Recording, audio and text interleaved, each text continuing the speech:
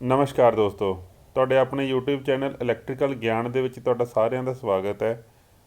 ਹੁਣ ਤੱਕ ਅਸੀਂ induction motor 3 phase induction motor complete ਕਰ ਚੁੱਕੇ ਹਾਂਗੇ। ਸਿੰਗਲ ਫੇਜ਼ ਦੇ ਵਿੱਚ ਕਪੈਸਿਟਰ ਸਟਾਰਟ ਅਤੇ ਸ਼ੇਡਡ ਪੋਲ ਮੋਟਰ ਵੀ YouTube ਦੇ ਉੱਪਰ ਇਹਨਾਂ ਦੀਆਂ ਵੀਡੀਓਜ਼ ਆ ਜਿਹੜੀਆਂ ਉਹ ਅਪਲੋਡ ਹੋ ਚੁੱਕੀਆਂ ਨੇ।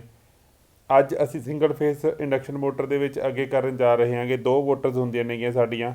ਇੱਕ ਮੋਟਰ ਹੈਗੀ ਆ ਰਿਲਕਟੈਂਸ ਮੋਟਰ, ਰਿਲਕਟੈਂਸ, ਅਤੇ ਦੂਜੀ ਜਿਹੜੀ ਮੋਟਰ ਹੈਗੀ ਆ ਹਿਸਟੈਰਿਸਿਸ। ਇਹਨਾਂ ਦੋਨਾਂ ਮੋਟਰਸ ਦੇ ਬਾਰੇ ਅਸੀਂ ਡਿਟੇਲ ਦੇ ਵਿੱਚ ਅੱਜ ਅਸੀਂ ਡਿਸਕਸ਼ਨ ਕਰਾਂਗੇ। ਸਭ ਤੋਂ ਪਹਿਲਾਂ ਤਾਂ ਮੈਂ ਤੁਹਾਨੂੰ ਦੱਸ ਦੇਵਾਂ, ਕਈ ਵਾਰੀ ਕੁਐਸਚਨ ਸਿੱਧਾ ਹੀ ਪੁੱਛਿਆ ਜਾ ਸਕਦਾ ਹੈਗਾ। ਇਹ ਜਿਹੜੀਆਂ ਦੋਨੇ ਮੋਟਰਸ ਨੇਗੀਆਂ ਇਹਨਾਂ ਨੂੰ ਅਸੀਂ ਕੈਟਾਗਰੀ ਦੇ ਅੰਡਰ ਲੈਂਦੇ ਆਂਗੇ single phase synchronous motors. Single phase synchronous motors ਦੀ ਕੈਟਾਗਰੀ ਦੇ ਵਿੱਚ ਇਹਨੂੰ ਆਪਾਂ ਡਿਫਾਈਨ ਕਰਦੇ ਹਾਂ ਇਹਨਾਂ ਦੋਨਾਂ ਮੋਟਰਸ ਨੂੰ। ਅਤੇ ਜੇ ਸਿੰਪਲੀ ਸਾਨੂੰ ਇਹ ਪੁੱਛਿਆ ਜਾਂਦਾ ਵੀ ਸਿੰਗਲ ਫੇਸ ਜਿਹੜੀ ਰਿਲਕਟੈਂਸ ਮੋਟਰ ਹੈ ਕਿਹੜੀ ਸਪੀਡ ਦੇ ਉੱਪਰ ਚੱਲਦੀ ਹੈਗੀ, ਜਾਂ ਹਿਸਟੈਰਿਸਿਸ ਮੋਟਰ ਕਿਹੜੀ ਸਪੀਡ ਦੇ ਉੱਪਰ ਚੱਲਦੀ ਹੈਗੀ, ਅਤੇ ਇਹਨਾਂ ਜਿਹੜੀ ਸਪੀਡ ਹੁੰਦੀ ਹੈਗੀ ਉਹ ਸਿੰਕਰੋਨਸ ਸਪੀਡ ਹੁੰਦੀ ਹੈਗੀ। ਸਿੰਕਰੋਨਸ ਸਪੀਡ ਬਾਰੇ ਤੁਹਾਨੂੰ ਸਾਰਿਆਂ ਨੂੰ ਪਤਾ ਹੈਗਾ, ਜਿਹੜੀ ਇੱਕ ਜਿਹੜਾ ਕੰਬੀਨੇਸ਼ਨ ਹੁੰਦਾ ਸਾਡਾ 120F/P, ਇੱਕ ਪਰਟੀਕੂਲਰ ਨੰਬਰ ਆਫ ਪੋਲ ਅਤੇ ਫ੍ਰੀਕੁਐਂਸੀ ਵਾਸਤੇ ਜਿਹੜੀ ਇੱਕ ਸਪੀਡ ਬਣਦੀ ਹੈਗੀ ਉਹਨੂੰ ਅਸੀਂ ਸਿੰਕਰੋਨਸ ਸਪੀਡ ਕਹਿੰਦੇ ਹੈਗੇ। ਤਾਂ ਸਭ ਤੋਂ ਪਹਿਲਾਂ ਅਸੀਂ ਕਰਾਂਗੇ ਜੀ ਰਿਲਕਟੈਂਸ ਮੋਟਰ। ਬੇਸ਼ੱਕ ਜਿਹੜੀਆਂ ਮੋਟਰਾਂ ਨੇਗੀਆਂ ਬਹੁਤ ਛੋਟੀਆਂ ਮੋਟਰਸ ਨੇਗੀਆਂ ਸਾਡੀਆਂ, ਫਰੈਕਸ਼ਨ ਕਿਲੋਵਾਟ ਮੋਟਰਸ ਨੇਗੀਆਂ। ਰਿਲਕਟੈਂਸ ਮੋਟਰ, ਰਿਲਕਟੈਂਸ ਮੋਟਰ ਪੜ੍ਹਨ ਤੋਂ ਪਹਿਲਾਂ ਤੁਹਾਨੂੰ ਇਹ ਗੱਲ ਕਲੀਅਰ ਹੋਣੀ ਚਾਹੀਦੀ ਆ ਕਿ ਰਿਲਕਟੈਂਸ ਟਾਰਕ ਕੀ ਹੁੰਦੀ ਆ। ਪਰ ਰਿਲਕਟੈਂਸ ਮੋਟਰ ਬਾਅਦ 'ਚੋਂ ਪੜ੍ਹਾਂਗੇ, ਪਹਿਲਾਂ ਰਿਲਕਟੈਂਸ ਟਾਰਕ ਦੀ ਗੱਲ ਕਰਦੇ ਆ। ਰਿਲਕਟੈਂਸ ਟਾਰਕ ਕੀ ਹੁੰਦੀ ਆ? ਪਹਿਲੀ ਗੱਲ ਤਾਂ ਇਹ ਵੀ ਰਿਲਕਟੈਂਸ ਟਾਰਕ ਜਿਹੜੀ ਹੈਗੀ ਇਹ ਸਿਰਫ ਉੱਥੇ ਪੈਦਾ ਹੋਏਗੀ ਜਿੱਥੇ ਨੌਨ ਯੂਨੀਫਾਰਮ ਏਅਰ ਗੈਪ ਹੋਏਗਾ। ਨੌਨ ਯੂਨੀਫਾਰਮ ਏਅਰ ਗੈਪ ਹੋਏਗਾ। ਕੋਈ ਵੀ ਜੇ ਮੰਨ ਲਓ ਤੁਹਾਡੇ ਕੋਲ ਕਿੱਦਾਂ ਹੋਏਗਾ, ਦੇਖੋ ਮੈਂ ਤੁਹਾਨੂੰ ਐਗਜ਼ਾਮਪਲ ਦਿੰਦਾ। ਸਪੋਜ਼ ਕਰੋ ਤੁਹਾਡੇ ਕੋਲ ਇੱਥੇ ਨਾ ਇੱਕ ਨਾਰਥ ਪੋਲ ਆ, ਇੱਥੇ ਇੱਕ ਸਾਊਥ ਪੋਲ ਹੈਗਾ। ਜਿਹੜੀਆਂ ਨਾਰਥ ਤੋਂ south magnetic lines of force ਆ ਹਮੇਸ਼ਾ ਕਿੱਧਰ ਨੂੰ ਜਾਂਦੀਆਂ ਹੁੰਦੀਆਂ? ਨਾਰਥ ਤੋਂ ਸਾਊਥ ਵੱਲ ਜਾਂਦੀਆਂ ਨੇ ਨਾ, ਹਮੇਸ਼ਾ ਇਸ ਡਾਇਰੈਕਸ਼ਨ ਦੇ ਵੱਲ ਜਾਂਦੀਆਂ ਨੇਗੀਆਂ। ਠੀਕ ਹੈ, ਸਪੋਜ਼ ਕਰੋ ਆਪਾਂ ਇਸ ਨਾਰਥ ਅਤੇ ਸਾਊਥ ਦੇ ਵਿੱਚ, ਇਹ ਤਾਂ ਤੁਹਾਨੂੰ ਬਣਾ ਕੇ ਦਿਖਾਤਾ ਮੈਂ, ਅੱਗੇ ਦੇਖੋ ਇਹ ਨਾਰਥ ਪੋਲ ਆ, ਇਹ ਤੁਹਾਡਾ ਸਾਊਥ ਪੋਲ ਆ। ਇੱਥੇ ਇੱਕ ਮੂਵੇਬਲ ਤੁਹਾਡਾ ਪਾਰਟ ਪਿਆ ਗਾ ਜਿਹੜਾ ਕਿ ਆਇਰਨ ਦਾ ਹੈਗਾ। ਸਪੋਜ਼ ਕਰੋ ਆਇਰਨ ਦਾ, ਇਹਦੇ ਇੱਥੇ ਅਸੀਂ ਸ਼ਾਫਟ ਲਗਾਈ ਹੋਈ ਆ। ਇਹ ਈਜ਼ਲੀ ਚਾਹੇ ਤਾਂ ਇੱਧਰ ਨੂੰ ਮੂਵ ਕਰ ਸਕਦਾ, ਇੱਧਰ ਨੂੰ ਵੀ ਮੂਵ ਕਰ ਸਕਦਾ, ਕਿਸੇ ਪਾਸੇ ਮਰਜ਼ੀ ਇਹ ਮੂਵ ਕਰ ਸਕਦਾ ਹੈਗਾ। ਤਾਂ ਇਹ ਅਸੀਂ ਮੂਵੇਬਲ ਪਾਰਟ ਇੱਥੇ ਲਗਾ ਲਿਆ। ਤਾਂ ਇਹ ਹੈਗਾ ਗਾ ਆਇਰਨ ਦਾ, ਜਿਹਦੇ ਵਿੱਚ ਦੀ ਮੈਗਨੈਟਿਕ ਲਾਈਨਸ ਆਫ ਫੋਰਸ ਸੌਖੀਆਂ ਲੰਘ ਸਕਣ, ਇੱਦਾਂ ਦਾ ਇਹ ਪਾਰਟ ਹੈਗਾ। ਤਾਂ ਇਹ ਸਾਡਾ ਸਾਊਥ ਹੈਗਾ, ਇੱਧਰ ਨਾਰਥ ਹੈਗਾ। ਤਾਂ ਇੱਥੇ ਵੀ ਜਿਹੜੀਆਂ ਮੈਗਨੈਟਿਕ ਲਾਈਨਸ ਆਫ ਫੋਰਸ ਆ ਉਹ ਨਾਰਥ ਸਾਊਥ ਹੀ ਜਾਣਗੀਆਂ ਨਾ। ਕੁਛ ਲਾਈਨਾਂ ਦੇਖੋ ਵਿੱਚ ਸਿੱਧੀਆਂ ਜਾਣਗੀਆਂ। ਹਵਾ ਦੇ ਵਿੱਚੋਂ ਜੇ ਅਸੀਂ ਪਰਮੇਬਿਲਿਟੀ ਦੀ ਗੱਲ ਕਰੀਏ, permeability of air is less than the permeability of core. Iron core ਹੋਵੇ ਚਾਹੇ ਕੋਈ ਵੀ ਮੈਗਨੈਟਿਕ ਮਟੀਰੀਅਲ ਦੀ ਕੋਰ ਹੋਵੇ, ਉਹਦੇ ਵਿੱਚ ਸੌਖੀਆਂ ਲੰਘਦੀਆਂ ਨੇਗੀਆਂ ਮੈਗਨੈਟਿਕ ਲਾਈਨਸ ਆਫ ਫੋਰਸ। ਤਾਂ ਐਜ਼ ਕੰਪੇਅਰ ਟੂ ਹਵਾ ਦੇ ਵਿੱਚੋਂ north south magnetic lines of force complete ਹੋਣਗੀਆਂ। ਉਹ ਕੁਛ ਜਿਹੜੀਆਂ ਮੈਗਨੈਟਿਕ ਲਾਈਨਸ ਆਫ ਫੋਰਸ ਆ ਉਹ ਦੇਖੋ ਇਸ ਦੇ ਵਿੱਚ ਜਾ ਕੇ ਇੱਦਾਂ, ਇਹਦੇ ਵਿੱਚ ਦੀ ਹੁੰਦੀਆਂ ਹੋਈਆਂ ਇੱਦਾਂ ਜਾਣਗੀਆਂ। ਉਹ ਇਹਦੇ ਵਿੱਚ ਦੀ ਹੁੰਦੀਆਂ ਹੋਈਆਂ ਇੱਦਾਂ ਕਰਕੇ ਜਾਣਗੀਆਂ ਉਹ। ਠੀਕ ਹੈ ਜੀ। ਤਾਂ ਜਿਹੜੀ ਇਹ ਮੈਗਨੈਟਿਕ ਲਾਈਨਸ ਆਫ ਫੋਰਸ ਇਸ ਤਰੀਕੇ ਨਾਲ ਜਾ ਰਹੀਆਂ ਨੇਗੀਆਂ, ਹਮੇਸ਼ਾ ਮੈਗਨੈਟਿਕ ਲਾਈਨਸ ਆਫ ਫੋਰਸ ਦੀ ਇੱਕ ਪ੍ਰੋਪਰਟੀ ਹੁੰਦੀ ਹੈਗੀ, ਉਹ ਇਹ ਹੁੰਦੀ ਹੈ ਕਿ ਇਹ ਹਮੇਸ਼ਾ ਆਪਣੇ ਆਪ ਨੂੰ ਸਟਰੈਚ ਕਰਨ ਦੀ ਕੋਸ਼ਿਸ਼ ਕਰਦੀਆਂ ਨੇਗੀਆਂ। ਸਟਰੈਚ ਕਰਨ ਦੀ ਕੋਸ਼ਿਸ਼ ਦਾ ਮਤਲਬ ਕਿ ਜਿਵੇਂ ਰਬੜ ਨਹੀਂ ਹੁੰਦੀ ਹੈਗੀ, ਰਬੜ ਵਾਂਗੂ ਆਪਣੇ ਮੰਨ ਲਓ ਜੇ ਇੱਕ ਵਾਰੀ ਰਬੜ ਜੇ ਕਿਤੇ ਖਿੱਚੀ ਗਈ ਹੈਗੀ, ਉਹ ਆਪਣੀ ਲੈਂਥ ਨੂੰ ਘਟਾਉਣ ਦੀ ਕੋਸ਼ਿਸ਼ ਕਰਦੀ ਹੈ। ਰਬੜ ਮੰਨ ਲਓ ਤੁਸੀਂ ਇੰਨੀ ਕੁ ਰਬੜ ਸੀਗੀ, ਜਿਹਨੂੰ ਇੰਨਾ ਖਿੱਚ ਲਿਆ ਤੁਸੀਂ, ਤਾਂ ਦੁਬਾਰੇ ਉਹ ਕੋਸ਼ਿਸ਼ ਕਰੇਗੀ ਵੀ ਮੈਂ ਇਹ ਵਾਪਸ ਆਵਾਂ ਇਸ ਪੋਜੀਸ਼ਨ ਦੇ ਉੱਪਰ, ਜਿਹੜੀ ਆਪਣੀ ਓਰੀਜਨਲ ਪੋਜੀਸ਼ਨ ਹੈਗੀ ਉਹਦੀ ਲੈਂਥ ਘੱਟੋ ਘੱਟ ਇੰਨੀ ਕੁ ਬਣੇ ਦੁਬਾਰੇ ਫੇਰ। ਤਾਂ ਉਸੇ ਤਰੀਕੇ ਨਾਲ ਮੈਗਨੈਟਿਕ ਲਾਈਨਸ ਆਫ ਫੋਰਸ ਕੋਸ਼ਿਸ਼ ਕਰਨਗੀਆਂ ਵੀ ਜੇ ਕਿਤੇ ਇਸ ਪੀਸ ਨੂੰ ਹਿਲਾ ਕੇ ਉਹ ਇੱਥੇ ਲੈ ਕੇ ਆ ਜਾਣ, ਤਾਂ ਉਹਨਾਂ ਦੀ ਜਿਹੜੀ ਲੈਂਥ ਹੈਗੀ, ਜਿਹੜੀ ਉਹਨਾਂ ਦੀ ਲੈਂਥ ਆ ਉਹ ਪਹਿਲਾਂ ਨਾਲੋਂ ਘੱਟ ਜਾਏਗੀ ਨਾ। ਤਾਂ ਆਪਣੀ ਲੈਂਥ ਨੂੰ ਘਟਾਉਣ ਦੇ ਚੱਕਰ ਦੇ ਵਿੱਚ ਉਹ ਕੀ ਕਰਦੀਆਂ, ਇਸ ਪੀਸ ਨੂੰ ਚੱਕ ਕੇ, ਲਓ ਦੇਖੋ ਮੈਂ ਦੱਸ ਦਿੰਦਾ ਤੁਹਾਨੂੰ ਕਿੱਦਾਂ ਦੀ ਡਾਇਗਰਾਮ ਬਣੇਗੀ। ਇਸ ਤੋਂ ਬਾਅਦ ਜਿਹੜਾ ਤੁਹਾਡਾ ਆਹ ਨਾਰਥ ਸਾਊਥ ਸੀਗਾ ਸਾਡਾ, ਇਸ ਤੋਂ ਬਾਅਦ ਜਿਹੜੀ ਡਾਇਗਰਾਮ ਬਣੇਗੀ ਤੁਹਾਡੀ, ਇਹ ਆਪਣੇ ਆਪ ਨੂੰ ਵਿੱਚ ਇੱਥੇ ਜਿਹੜਾ ਇਹ ਸਾਡਾ ਪੀਸ ਸੀਗਾ ਸਾਡਾ, ਉਹਨੂੰ ਇੱਥੇ ਮੂਵ ਕਰਵਾ ਦੇਣਗੀਆਂ, ਤਾਂ ਕਿ ਹੁਣ ਜਿਹੜੀਆਂ ਮੈਗਨੈਟਿਕ ਲਾਈਨਸ ਆਫ ਫੋਰਸ ਜਾਣਗੀਆਂ ਦੇਖੋ ਉਹ ਬਿਲਕੁਲ ਸਿੱਧੀਆਂ ਦੇ ਅੰਦਰ ਐਂਟਰ ਕਰਕੇ ਬਾਹਰ ਨਿਕਲ ਜਾਣਗੀਆਂ। ਸਾਨੂੰ ਸਾਰਿਆਂ ਨੂੰ ਸਾਫ਼ ਪਤਾ ਲੱਗ ਰਿਹਾ ਵੀ ਇੱਥੋਂ ਦੀ ਜਿਹੜਾ ਮੈਂ ਇਹ ਪਾਥ ਆ ਜਿਹੜਾ ਇਹ ਮੈਗਨੈਟਿਕ ਲਾਈਨਸ ਆਫ ਫੋਰਸ ਦਾ, ਇਹ ਸਾਡਾ ਲੀਸਟ ਰਜਿਸਟਿਵ ਪਾਥ ਹੈਗਾ, ਲੀਸਟ ਰਿਲਕਟਿਵ ਪਾਥ ਕਹਿ ਲਓ। ਕਿ ਇੱਥੇ ਜਿਹੜਾ ਲੈਂਥ ਸੀਗੀ ਉਹਨਾਂ ਦੀ ਲੈਂਥ ਲੰਬੀ ਸੀਗੀ, ਜਦੋਂ ਇੱਦਾਂ ਟੇਢੀਆਂ ਹੋ ਕੇ ਜਾ ਰਹੀਆਂ ਸੀਗੀਆਂ, ਜਦੋਂ ਇੱਦਾਂ ਜਾ ਕੇ ਇੱਦਾਂ ਜਾ ਰਹੀਆਂ ਸੀਗੀਆਂ ਉਹ ਟੇਢੀਆਂ ਸੀਗੀਆਂ। ਇੱਥੇ ਲੈਂਥ ਇਹਨਾਂ ਦੀ ਵੱਡੀ ਸੀਗੀ, ਪਰ ਇੱਥੇ ਲੈਂਥ ਛੋਟੀ ਹੋ ਗਈ, ਤਾਂ ਆਪਣੀ ਲੈਂਥ ਨੂੰ ਘਟਾਉਣ ਦੇ ਮਾਰੇ ਇਹਨਾਂ ਨੇ ਕੀ ਕੀਤਾ, ਇੱਕ ਫੋਰਸ ਪੈਦਾ ਕੀਤਾ। ਫੋਰਸ ਕਾਹਦੇ ਵਾਸਤੇ ਪੈਦਾ ਕੀਤਾ, ਇਸ ਜਿਹੜਾ ਪੀਸ ਪਿਆ ਸੀਗਾ, ਇਹਨੂੰ ਹਿਲਾ ਕੇ ਇਸ ਡਾਇਰੈਕਸ਼ਨ ਦੇ ਵਿੱਚ ਰੱਖਤਾ ਜਿੱਥੇ ਸਾਡੀਆਂ ਮੈਗਨੈਟਿਕ ਲਾਈਨਸ ਆਫ ਫੋਰਸ ਜਲਦੀ ਤੋਂ ਜਲਦੀ ਇੱਕ ਨਾਰਥ ਤੋਂ ਸਾਊਥ ਪੋਲ ਤੱਕ ਪਹੁੰਚ ਜਾਣ। ਇਹ ਪੋਸੀਬਲ ਹੋਇਆ ਤਾਂ ਗਾ, ਇਹ ਸਿਰਫ ਤਾਂ ਪੋਸੀਬਲ ਹੋਇਆਗਾ ਜੇ ਤੁਹਾਡੇ ਕੋਲੇ ਨੌਨ ਯੂਨੀਫਾਰਮ ਏਅਰ ਗੈਪ ਸੀਗਾ, ਇਹ ਤਾਂ ਹੀ ਪੋਸੀਬਲ ਹੋਇਆ, ਅਦਰਵਾਈਜ਼ ਇਹ ਚੀਜ਼ ਪੋਸੀਬਲ ਨਹੀਂ ਹੈਗੀ ਸੀਗੀ। ਜੇ ਯੂਨੀਫਾਰਮ ਏਅਰ ਗੈਪ ਹੁੰਦਾ, ਮੰਨ ਲਓ ਸਪੋਜ਼ ਕਰੋ ਆਹ ਨਾਰਥ ਹੈਗਾ, ਆਹ ਸਾਊਥ ਹੈਗਾ, ਇੱਥੇ ਹੀ ਪਿਆ ਹੈਗਾ ਸਪੋਜ਼ ਕਰੋ, ਤਾਂ ਦੇਖੋ ਧਿਆਨ ਨਾਲ ਦੇਖੋ ਜੀ, ਇੱਥੇ ਜਿਹੜਾ ਏਅਰ ਗੈਪ ਆ ਦੇਖੋ ਬਿਲਕੁਲ ਯੂਨੀਫਾਰਮ ਆ, ਇੱਥੇ ਵੀ ਆਲਰੇਡੀ ਯੂਨੀਫਾਰਮ ਆ, ਤਾਂ ਇੱਥੋਂ ਪੀਸ ਕਦੇ ਵੀ ਨਹੀਂ ਹਿੱਲੇਗਾ ਜੇ ਇੱਕ ਪੀਸ ਇੱਥੇ ਪਿਆ ਹੋਵੇਗਾ। ਜਾਂ ਫਿਰ ਇੱਦਾਂ ਗਾ, ਆਹ ਨਾਰਥ ਪੋਲ ਆ, ਆਹ ਸਾਊਥ ਪੋਲ ਆ, ਸਪੋਜ਼ ਕਰੋ ਇੱਕ ਗੋਲਾਈ ਦੇ ਵਿੱਚ ਇੱਕ ਪੀਸ ਪਿਆ ਗਾ, ਇੱਥੇ ਗੋਲ ਹੈਗਾ, ਤਾਂ ਜੇ ਮੈਨੂੰ ਇਸ ਗੋਲਾਈ ਦੇ ਵਿੱਚ ਜਿਹੜਾ ਪੀਸ ਪਿਆ ਗਾ, ਇਹਨੂੰ ਮੈਂ ਇੱਥੋਂ ਚੱਕ ਕੇ ਜੇ ਮੈਂ ਇੱਥੇ ਵੀ ਰੱਖਦਾ ਤਾਂ ਕੀ ਕੋਈ ਇਹੋ ਜਿਹਾ ਪਾਥ ਬਣਦਾ ਗਾ ਮੈਗਨੈਟਿਕ ਲਾਈਨਸ ਆਫ ਫੋਰਸ ਨੂੰ ਜਿਹਦੇ ਵਿੱਚ ਮੈਗਨੈਟਿਕ ਲਾਈਨਸ ਆਫ ਫੋਰਸ ਨੂੰ ਲੰਘਣਾ ਸੌਖਾ ਹੋ ਜਾਵੇ? ਕਿਉਂਕਿ ਇਹ ਗੋਲ ਹੋਣ ਕਰਕੇ ਹਰ ਥਾਂ ਦੇ ਵਿੱਚ, ਚਾਹੇ ਇਹਨੂੰ ਆਪਾਂ ਇੱਦਾਂ ਖੜਾ ਲਈਏ, ਚਾਹੇ ਇਹਨੂੰ ਥੋੜ੍ਹਾ ਜਿਹਾ ਘੁਮਾ ਕੇ ਖੜਾ ਲਈਏ, ਇੱਥੇ ਖੜਾ ਲਈਏ, ਚਾਹੇ ਕਿਤੇ ਮਰਜ਼ੀ ਇਹਨੂੰ ਗੋਲਾਈ ਦੇ ਵਿੱਚ ਕਿਤੇ ਮਰਜ਼ੀ ਖੜਾ ਲਈਏ, ਤਾਂ ਸਾਡੇ ਕੋਲੇ ਹਮੇਸ਼ਾ ਜਿਹੜਾ ਪਾਥ ਹੋਵੇਗਾ ਮੈਗਨੈਟਿਕ ਪਾਥ ਉਹ ਸੇਮ ਹੀ ਰਹੇਗਾ।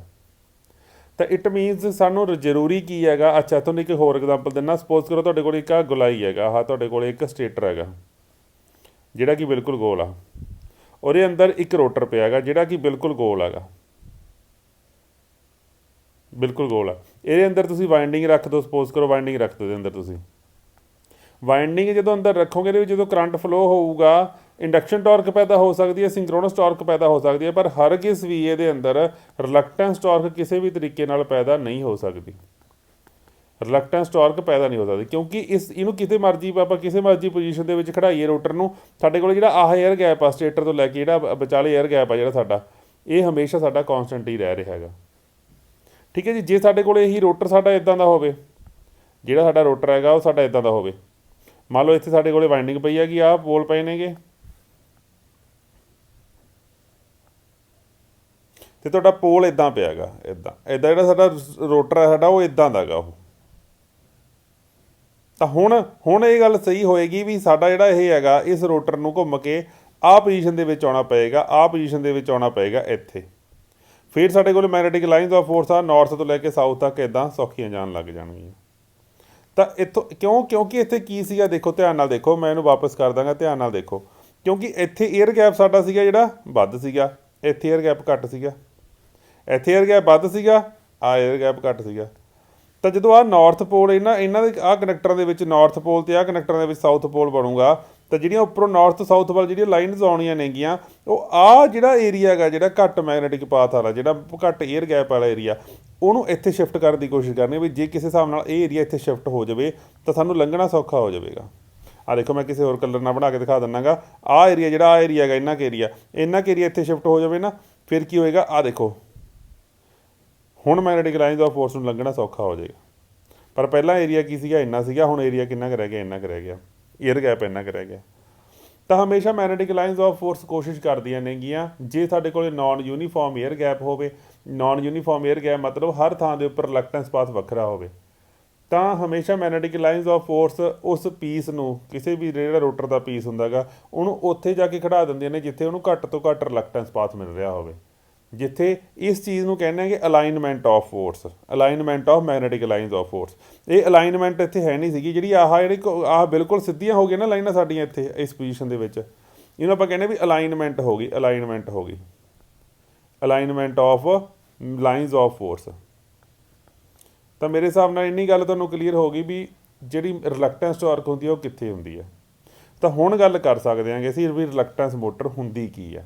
ਦੇਖੋ ਜੀ, ਰਿਲਕਟੈਂਸ ਮੋਟਰ ਦਾ ਜਿਹੜਾ ਸਟੇਟਰ ਹੈਗਾ ਉਹਦੇ ਵਿੱਚ ਕੋਈ ਵੀ ਫਰਕ ਨਹੀਂ ਹੁੰਦਾ ਹੈਗਾ। ਰਿਲਕਟੈਂਸ ਮੋਟਰ ਦਾ ਜਿਹੜਾ ਸਟੇਟਰ ਹੈਗਾ ਉਹ ਸਿੰਪਲ ਸਾਡਾ ਸੇਮ ਉਹੀ ਹੋਏਗਾ ਜਿਹੜਾ ਸਾਡਾ ਟੂ ਫੇਸ ਵਾਈਂਡਿੰਗ ਜਿਹੜੀ ਅਸੀਂ ਪਾਉਂਦੇ ਆਂਗੇ ਮੋਟਰ ਦੇ ਵਿੱਚ, ਟੂ ਫੇਸ ਵਾਈਂਡਿੰਗ ਜਿਹੜੀ ਟੂ ਵਾਈਂਡਿੰਗਸ ਪਾਉਂਦੇ ਹਾਂ, auxiliary winding and main winding, same ਉੱਦਾਂ ਦੀਆਂ ਵਾਈਂਡਿੰਗਸ ਪੈਣਗੀਆਂ ਜਿਵੇਂ ਕਪੈਸਿਟਰ ਸਟਾਰਟ ਦੇ ਵਿੱਚ ਨਹੀਂ ਪਾਉਂਦੇ ਸੀ ਅਸੀਂ, ਕਪੈਸਿਟਰ ਸਟਾਰਟ ਮੋਟਰ ਸੀਗੀ ਜਿਹੜੀ ਵੀ ਦੋ ਵਾਈਂਡਿੰਗਸ ਨੇ, ਇੱਕ ਵਾਈਂਡਿੰਗ ਨਾਲ ਆਪਾਂ ਲਗਾਇਆ ਹੋਇਆ ਕਪੈਸਿਟਰ ਲਗਾ ਕੇ ਸੈਂਟਰੀਫਿਊਗਲਸ ਵਿੱਚ ਲਗਾਈ ਹੋਈ ਹੈਗੀ, ਦੂਜੀ ਵਾਈਂਡਿੰਗ ਹੈ ਜਿਹੜੀ ਸਾਡੀ ਉਹ ਹੈਗੀ ਮੇਨ ਵਾਈਂਡਿੰਗ, ਇਹਦੇ ਅੰਦਰਲੇ ਪਾਸੇ ਅਸੀਂ ਰੱਖਿਆ ਹੋਇਆ ਸੀਗਾ ਰੋਟਰ। ਹੁਣ ਅਸੀਂ ਫਰਕ ਕਿੱਥੇ ਪਾਇਆ, ਸਿਰਫ ਇਸ ਰੋਟਰ ਦੇ ਵਿੱਚ ਫਰਕ ਪਾਇਆ। ਸਟੇਟਰ ਸਾਡਾ ਸੇਮ ਹੈਗਾ, ਚਾਹੇ ਤੈਨੂੰ 2 ਵਾਈਂਡਿੰਗ ਬਣਾ ਲਓ ਚਾਹੇ ਸ਼ੇਡਡ ਪੋਲ ਬਣਾ ਲਓ, ਬਸ ਚਾਹੀਦਾ ਕੀ ਆ ਸਾਨੂੰ, ਇੱਕ ਰੋਟੇਟਿੰਗ ਫਲਕਸ ਚਾਹੀਦਾ ਹੈਗਾ, ਰੋਟੇਟਿੰਗ ਫਲਕਸ ਚਾਹੀਦਾ, ਚਾਹੇ ਸਿੰਗਲ ਫੇਸ ਦੇ ਦਿਓ ਚਾਹੇ 3 ਫੇਸ ਦੇ ਦਿਓ ਸਟੇਟਰ ਨੂੰ। ਪਰ ਜ਼ਿਆਦਾਤਰ ਮੋਟਰਾਂ ਛੋਟੀਆਂ ਹੁੰਦੀਆਂ ਨੇ ਤਾਂ ਸਿੰਗਲ ਫੇਸ ਸਪਲਾਈ ਹੀ ਦਿੱਤੀ ਹੁੰਦੀ ਹੈ।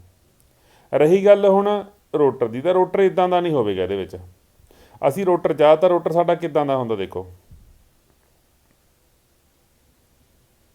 ਜ਼ਿਆਦਾਤਰ ਰੋਟਰ ਸਾਡਾ ਗੋਲ ਹੁੰਦਾ, ਅਤੇ ਇਹਦੇ ਇੱਥੇ ਨਾ ਇੱਥੇ ਇੱਦਾਂ ਜਿਹੜੇ ਟੀਥ ਹੁੰਦੇ ਹੈਗੇ ਉਹ ਕੱਢੇ ਹੁੰਦੇ ਨੇਗੇ, ਹੈ ਨਾ, ਇੱਥੇ ਇੱਦਾਂ ਟੀਥ ਕੱਢੇ ਹੁੰਦੇ ਨੇਗੇ ਸਾਡੇ, ਅਤੇ ਇਹ ਟੀਥ ਦੇ ਵਿੱਚ ਇੱਥੇ ਵਾਈਂਡਿੰਗ ਭਰੀ ਹੁੰਦੀ ਹੈਗੀ ਸਾਡੀ, ਇੱਥੇ ਵਾਈਂਡਿੰਗਸ ਪਾਈਆਂ ਹੁੰਦੀਆਂ ਨੇਗੀਆਂ। ਜਿਸ ਕਰਲ ਕੇਜ ਨਹੀਂ ਹੈਗਾ, ਜੇ ਚਲੋ ਜੇ ਵਾਈਂਡਿੰਗ ਪਾਈ ਹੋਈ, ਜੇ ਬਾਰਸ ਪਾਈਆਂ ਹੋਈਆਂ ਨੇਗੀਆਂ, ਇੱਦਾਂ ਹੁੰਦੀ ਹੈਗੀ ਸਾਡੀ ਮੋਟਰ। ਪਰ ਜਦੋਂ ਇਸ ਮੋਟਰ ਨੂੰ ਅਸੀਂ ਸਪੈਸ਼ਲੀ ਇੱਥੇ ਇਹ, ਪਰ ਇਹਦੇ ਵਿੱਚ ਜੇ ਆਪਾਂ ਇਹਨੂੰ ਆਲੇ ਦੁਆਲੇ ਟਰੇਸ ਕਰੀਏ, ਜਦੋਂ ਆਪਾਂ ਇਹਨੂੰ ਇੱਦਾਂ ਟਰੇਸ ਕਰਾਂਗੇ ਤਾਂ ਯੂਨੀਫਾਰਮ 에ਅਰ ਗੈਪ ਦੇ ਰਿਹਾ ਹੈਗਾ। ਯੂਨੀਫਾਰਮ 에ਅਰ ਗੈਪ ਦੇ ਵਿੱਚ ਰਿਲਕਟੈਂਸ ਟਾਰਕ ਪੈਦਾ ਹੀ ਨਹੀਂ ਹੋਣੀ ਹੈਗੀ। ਇਹ ਤਾਂ ਮੋਟਰ ਸਿੰਗਲ, ਸਾਡੀ ਜਿਹੜੀ ਸਿੰਗਲ ਫੇਸ ਇੰਡਕਸ਼ਨ ਮੋਟਰ ਸੀਗੀ ਉਹਦੇ ਵਾਂਗੂ ਘੁੰਮੂਗੀ ਇਹ ਤਾਂ, ਪਰ ਅਸੀਂ ਪੈਦਾ ਕਰਨੀ ਇਹਦੇ ਵਿੱਚ ਰਿਲਕਟੈਂਸ ਟਾਰਕ। ਉਹ ਕਿਵੇਂ ਹੋਏਗੀ, ਅਸੀਂ ਕੁਛ ਕਿ ਜਿਹੜੀਆਂ ਸਾਡੇ ਟੀਥ ਨੇ ਇਹਨਾਂ ਨੂੰ ਆਪਾਂ ਹਟਾ ਦਾਂਗੇ ਇੱਥੋਂ। ਦੇਖੋ ਇਹ ਤਾਂ ਇੱਥੇ ਆਹ ਹਟਾਤੀ, ਆਹ ਹਟਾਤਾ ਇੱਕ ਟੀਥ ਆਹ ਹਟਾਤਾ। ਤਾਂ ਜਦੋਂ ਵੀ ਅਸੀਂ ਕਿਸੇ ਸਟੇਟਰ ਦੇ ਵਿੱਚ ਇਹਨੂੰ ਪਾਵਾਂਗੇ, ਤਾਂ ਸਟੇਟਰ ਦੇ ਵਿੱਚ ਕੋਈ ਜਿਹੜਾ ਆਹ ਪੀਸ ਆ, ਜਿਹੜਾ ਸਾਡੇ ਆਹ ਮੰਨ ਲਓ ਇੱਥੇ ਨਾਰਥ ਪੋਲ, ਇੱਥੇ ਸਾਊਥ ਪੋਲ ਆ ਸਾਡਾ, ਜਿਹੜਾ ਆਹ ਨਾਰਥ ਤੋਂ ਸਾਊਥ ਪੋਲ ਆ, ਦੇਖੋ ਉਹ ਇੱਥੋਂ ਜਾਣਾ ਸੌਖਾ ਲੰਘੇਗਾ, ਇੱਥੋਂ ਕਿਉਂਕਿ ਆਹ ਇੱਥੇ ਲੋਹੇ ਦਾ ਪਾਰਟ ਹੈਗਾ ਨਾ, ਇੱਥੇ ਮੈਗਨੈਟਿਕ ਪਾਥ ਹੈਗਾ ਨਾ ਇੱਥੇ। ਪਰ ਆਹ ਜਿਹੜਾ 에ਅਰ ਗੈਪ ਹੈ, ਇੱਥੇ 에ਅਰ ਗੈਪ ਵੱਧ ਹੈਗਾ, ਇੱਥੇ ਸਾਡਾ 에ਅਰ ਗੈਪ ਘੱਟ ਹੈਗਾ। ਤਾਂ ਜਿੱਥੇ ਵੀ ਨਾਰਥ ਅਤੇ ਸਾਊਥ ਪੋਲ ਖੜੇ ਹੋਇਆ ਕਰਨਗੇ, ਉਹ ਨਾਰਥ ਸਾਊਥ ਪੋਲ ਕੋਸ਼ਿਸ਼ ਕਰਿਆ ਕਰਨਗੇ ਵੀ ਜਿਹੜਾ ਘੱਟ ਰਿਲਕਟੈਂਸ ਵਾਲਾ ਪਾਥ ਹੈਗਾ ਇੰਨਾ ਕੁ, ਇਹਨੂੰ ਰੋਟਰ ਨੂੰ ਘੁਮਾ ਕੇ ਅਸੀਂ ਉੱਥੇ ਕਰ ਲਈਏ ਜਿੱਥੇ ਸਾਡੇ ਕੋਲੇ ਘੱਟ ਰਿਲਕਟੈਂਸ ਪਾਥ ਹੋਵੇ। ਤਾਂ ਸਟਾਰਟਿੰਗ ਦੇ ਕੇਸ ਦੇ ਵਿੱਚ ਕੀ ਹੋਵੇਗਾ, ਸਟਾਰਟਿੰਗ ਦੇ ਕੇਸ ਦੇ ਵਿੱਚ ਜੋ ਸਾਡੇ ਕੋਲੇ ਅਸੀਂ 3 ਫੇਸ ਜਾਂ ਸਿੰਗਲ ਫੇਸ ਸਪਲਾਈ ਦੇਵਾਂਗੇ, ਰੋਟੇਟਿੰਗ ਸਪਲਾਈ ਦੇਵਾਂਗੇ ਸਿੰਗਲ ਫੇਸ। ਦੇਖੋ ਆਪਾਂ ਬਣਾ ਲੈਂਦੇ ਹੈਗੇ ਇਹਨੂੰ, ਜਦੋਂ ਆਪਾਂ ਸਟਾਰਟਿੰਗ ਦੇ ਕੇਸ ਦੇ ਵਿੱਚ ਸਿੰਗਲ ਫੇਸ ਸਪਲਾਈ ਦੇਵਾਂਗੇ, ਸਿੰਗਲ ਫੇਸ ਸਪਲਾਈ ਅਸੀਂ ਬਾਹਰਲੇ ਪਾਸੇ ਦੇਤੀ, ਤਾਂ ਬਾਹਰਲੇ ਪਾਸੇ ਇੱਕ ਰੋਟੇਟਿੰਗ ਫਲਕਸ ਪੈਦਾ ਹੋ ਗਿਆ ਜਿਹੜਾ ਕਿ ਸਿੰਕਰੋਨਸ ਸਪੀਡ ਦੇ ਉੱਪਰ ਘੁੰਮ ਰਿਹਾ। ਇਹਦੇ ਅੰਦਰ ਸਾਡੇ ਕੋਲੇ ਪਿਆ ਹੈਗਾ ਇੱਕ, ਚਲੋ ਇੱਦਾਂ ਦਾ ਹੈਗਾ ਇਹ,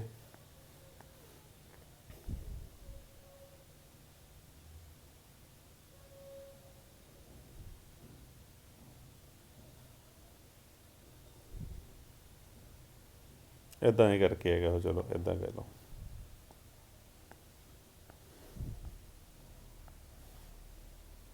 ਡਾਇਗਰਾਮ ਬਹੁਤ ਹੀ ਸੋਹਣੀ ਨਹੀਂ ਬਣ ਰਹੀ ਹੈਗੀ, ਬਸ ਤੁਸੀਂ ਯਾਦ ਕਰ ਲੈਣਾ, ਦੇਖ ਲੈਣਾ ਗਾ ਇਹਨੂੰ। ਇੱਥੇ ਤੁਹਾਡੀ ਵਾਈਂਡਿੰਗ ਰੱਖੀ ਹੋਈ ਆ ਅਸੀਂ, ਇੱਥੇ ਵਾਈਂਡਿੰਗ ਰੱਖੀ ਹੋਈ ਆ ਅਸੀਂ,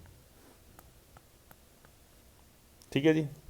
ਤਾਂ ਜਦੋਂ ਰੋਟੇਟਿੰਗ ਫਲਕਸ ਪ੍ਰੋਡਿਊਸ ਹੋਵੇਗੀ, ਸਭ ਤੋਂ ਪਹਿਲਾਂ ਕੀ ਹੋਵੇਗਾ ਬੱਚੇ, ਸਟਾਰਟਿੰਗ ਦੇ ਕੇਸ ਦੇ ਵਿੱਚ ਇਹ ਤਾਂ ਹੋ ਨਹੀਂ ਸਕਦਾ ਵੀ ਸਾਡੀ ਜਿਹੜੀ ਰੋਟੇਟਿੰਗ ਫਲਕਸ ਆ 1500 RPM ਦੇ ਉੱਪਰ ਘੁੰਮ ਰਹੀ ਹੋਵੇ, ਅਤੇ ਰੋਟਰ ਵੀ ਨਾਲ ਦੀ ਨਾਲ ਇਸ ਪੋਜੀਸ਼ਨ ਦੇ ਵਿੱਚ ਮੈਗਨੈਟਿਕ ਲੌਕ ਹੋ ਜਾਵੇ, ਅਤੇ ਮੈਗਨੈਟਿਕ ਲੌਕ ਹੋ ਕੇ ਸਾਡਾ ਜਿਹੜਾ ਰੋਟਰ ਹੈਗਾ ਉਹ ਵੀ 1500 RPM ਦੇ ਉੱਪਰ ਘੁੰਮਣ ਲੱਗ ਜੇ। ਸਟਾਰਟਿੰਗ ਦੇ ਵਿੱਚ ਕੀ ਹੋਏਗਾ, ਜਿਹੜੀ ਅਸੀਂ ਆਹ ਵਾਈਂਡਿੰਗ ਰੱਖੀ ਹੋਈ ਹੈਗੀ, ਇਹ ਵਾਈਂਡਿੰਗ ਦੇ ਆਲੇ ਦੁਆਲੇ ਜਦੋਂ ਸਾਡੀ ਫਲਕਸ ਰੋਟੇਟ ਕਰੇਗੀ, ਜਿਵੇਂ ਕਿ ਇੰਡਕਸ਼ਨ ਮੋਟਰ ਦੇ ਵਿੱਚ ਕਰਕੇ ਇੰਡਕਸ਼ਨ ਮੋਟਰ ਦੇ ਵਿੱਚ ਹੁੰਦਾ, ਤਾਂ ਇਹਨਾਂ ਕੰਡਕਟਰਸ ਦੇ ਵਿਚਕਾਰ, ਇਹਨਾਂ ਕੰਡਕਟਰਸ ਦੇ ਅੰਦਰ ਇੱਕ EMF ਇੰਡਿਊਸਡ ਹੋ ਜਾਏਗੀ, ਇੰਡਿਊਸ ਹੋ ਜਾਏਗੀ। ਜਦੋਂ ਇਹਨਾਂ ਦੇ ਵਿੱਚ EMF ਇੰਡਿਊਸਡ ਹੋਗੀ ਤਾਂ ਇਹਨਾਂ ਦੇ ਅੰਦਰ ਕਰੰਟ ਪੈਦਾ ਹੋ ਜਾਣਗੇ, ਅਤੇ ਬਿਲਕੁਲ ਸੇਮ ਉਸੇ ਤਰੀਕੇ ਨਾਲ ਮੋਟਰ ਘੁੰਮਣ ਲੱਗ ਜਾਏਗੀ ਜਿੱਦਾਂ ਕਿ ਸਾਡੀ ਸਕਰਲ ਕੇਜ ਮੋਟਰ ਘੁੰਮਦੀ ਹੁੰਦੀ ਹੈ। ਸਕਰਲ ਕੇਜ ਮੋਟਰ ਵਾਂਗੂ ਇਹਦੀ ਸਟਾਰਟਿੰਗ ਹੋਏਗੀ, ਮਤਲਬ ਜਾਂ ਫਿਰ ਕਹਿ ਲਓ ਇਹਨੂੰ ਇੱਕ ਜਿਵੇਂ ਇੰਡਕਸ਼ਨ ਮੋਟਰ ਹੁੰਦੀ ਆ, ਇੰਡਕਸ਼ਨ ਮੋਟਰ ਦੀ ਤਰ੍ਹਾਂ ਦੀ ਸਟਾਰਟਿੰਗ ਹੋ ਜਾਏਗੀ। ਹੁਣ ਜਦੋਂ ਸਾਡਾ ਜਿਹੜਾ ਫਲਕਸ ਘੁੰਮ ਰਿਹਾ ਹੈਗਾ, ਜਦੋਂ ਸਾਡੀ ਇਹ ਜਿਹੜੀ ਸਪੀਡ ਹੈ ਇਹਦੀ 75% ਜਾਂ 80% ਸਪੀਡ ਹੋ ਗਈ, 80% ਜਦੋਂ ਸਪੀਡ ਹੋ ਗਈ, ਹੁਣ ਕੀ ਹੋਏਗਾ, ਹੁਣ ਸਾਡਾ ਦੇਖੋ ਇਹਨੂੰ 80% ਸਪੀਡ ਦੇ ਹਿਸਾਬ ਨਾਲ ਹੁਣ ਇੱਕ ਫਲਕਸ ਹੋਏਗੀ, ਮੰਨ ਲਓ ਇੱਥੇ ਨਾਰਥ ਪੋਲ ਹੈਗਾ, ਇੱਥੇ ਸਾਡਾ ਸਾਊਥ ਪੋਲ ਆ, ਉਹ ਦੇਖੋ ਇਹ ਥੋੜ੍ਹਾ ਘੁੰਮੇਗਾ, ਮੰਨ ਲਓ ਆਹ ਨਾਰਥ ਆ ਸਾਊਥ ਹੈਗਾ, ਉਹ ਇਸ ਤੋਂ ਬਾਅਦ ਇੱਥੇ ਜਾਵੇਗਾ, ਹੈ ਨਾ, ਨਾਰਥ ਇੱਧਰ ਨੂੰ ਘੁੰਮ ਰਿਹਾ, ਸਪੋਜ਼ ਕਰੋ ਇਹ ਨਾਰਥ ਇੱਥੇ ਆਵੇਗਾ ਨਾ, ਇਹ ਸਾਊਥ ਇੱਥੇ ਚੱਲ ਜਾਏਗਾ। ਤਾਂ ਜਿਹੜਾ ਰੋਟਰ ਘੁੰਮ ਰਿਹਾ ਹੋਵੇਗਾ, ਇਹ ਨਾਰਥ ਪੋਲ, ਅਤੇ ਜਿਹੜਾ ਨਾਰਥ ਪੋਲ ਪਹਿਲਾਂ ਇਹ ਨਾਰਥ ਪੋਲ ਦੇ ਸਾਹਮਣੇ ਆਹ ਸਾਊਥ ਪੋਲ ਸੀਗਾ, ਇਹਦੇ ਸਾਹਮਣੇ ਆ ਹੈਗਾ। ਤਾਂ ਪੋਜੀਸ਼ਨ ਇਹਨੂੰ ਆਪਾਂ 1 ਪੋਜੀਸ਼ਨ ਮੰਨਦੇ, ਇਹਨੂੰ ਆਪਾਂ 2 ਪੋਜੀਸ਼ਨ ਮੰਨਦੇ ਹਾਂ। ਤਾਂ 1 ਪੋਜੀਸ਼ਨ ਵਾਲੀ ਸਾਡੇ ਕੋਲ ਪੋਜੀਸ਼ਨ ਆਈ ਹੋਈ ਆ ਵੀ ਸਾਡੀ ਜਿਹੜੀ ਫਲਕਸ ਆ ਇਸ ਵਕਤ ਉਹ 1 ਪੋਜੀਸ਼ਨ ਦੇ ਉੱਪਰ ਇੱਦਾਂ ਗਈ। ਉਸ ਵੇਲੇ ਸਪੋਜ਼ ਕਰੋ ਸਾਡਾ ਸਟੇਟਰ ਖੜਾ ਹੋਵੇ ਇੱਥੇ, ਜਿਹੜਾ ਮਿਨੀਮਮ ਰਿਲਕਟੈਂਸ ਪਾਥ ਆ ਉਹ ਇੱਥੇ ਹੋਵੇ। ਤਾਂ ਹੁਣ ਦੇਖੋ ਜੇ ਇਹ ਮੈਗਨੈਟਿਕ ਲਾਈਨਸ ਆਫ ਫੋਰਸ ਫਿਰ ਕਿਵੇਂ ਜਾਣਗੀਆਂ, ਦੇਖਿਓ मैग्नेटिक लाइन्स ऑफ फोर्स देखो किवें जाणगीਆਂ, देखो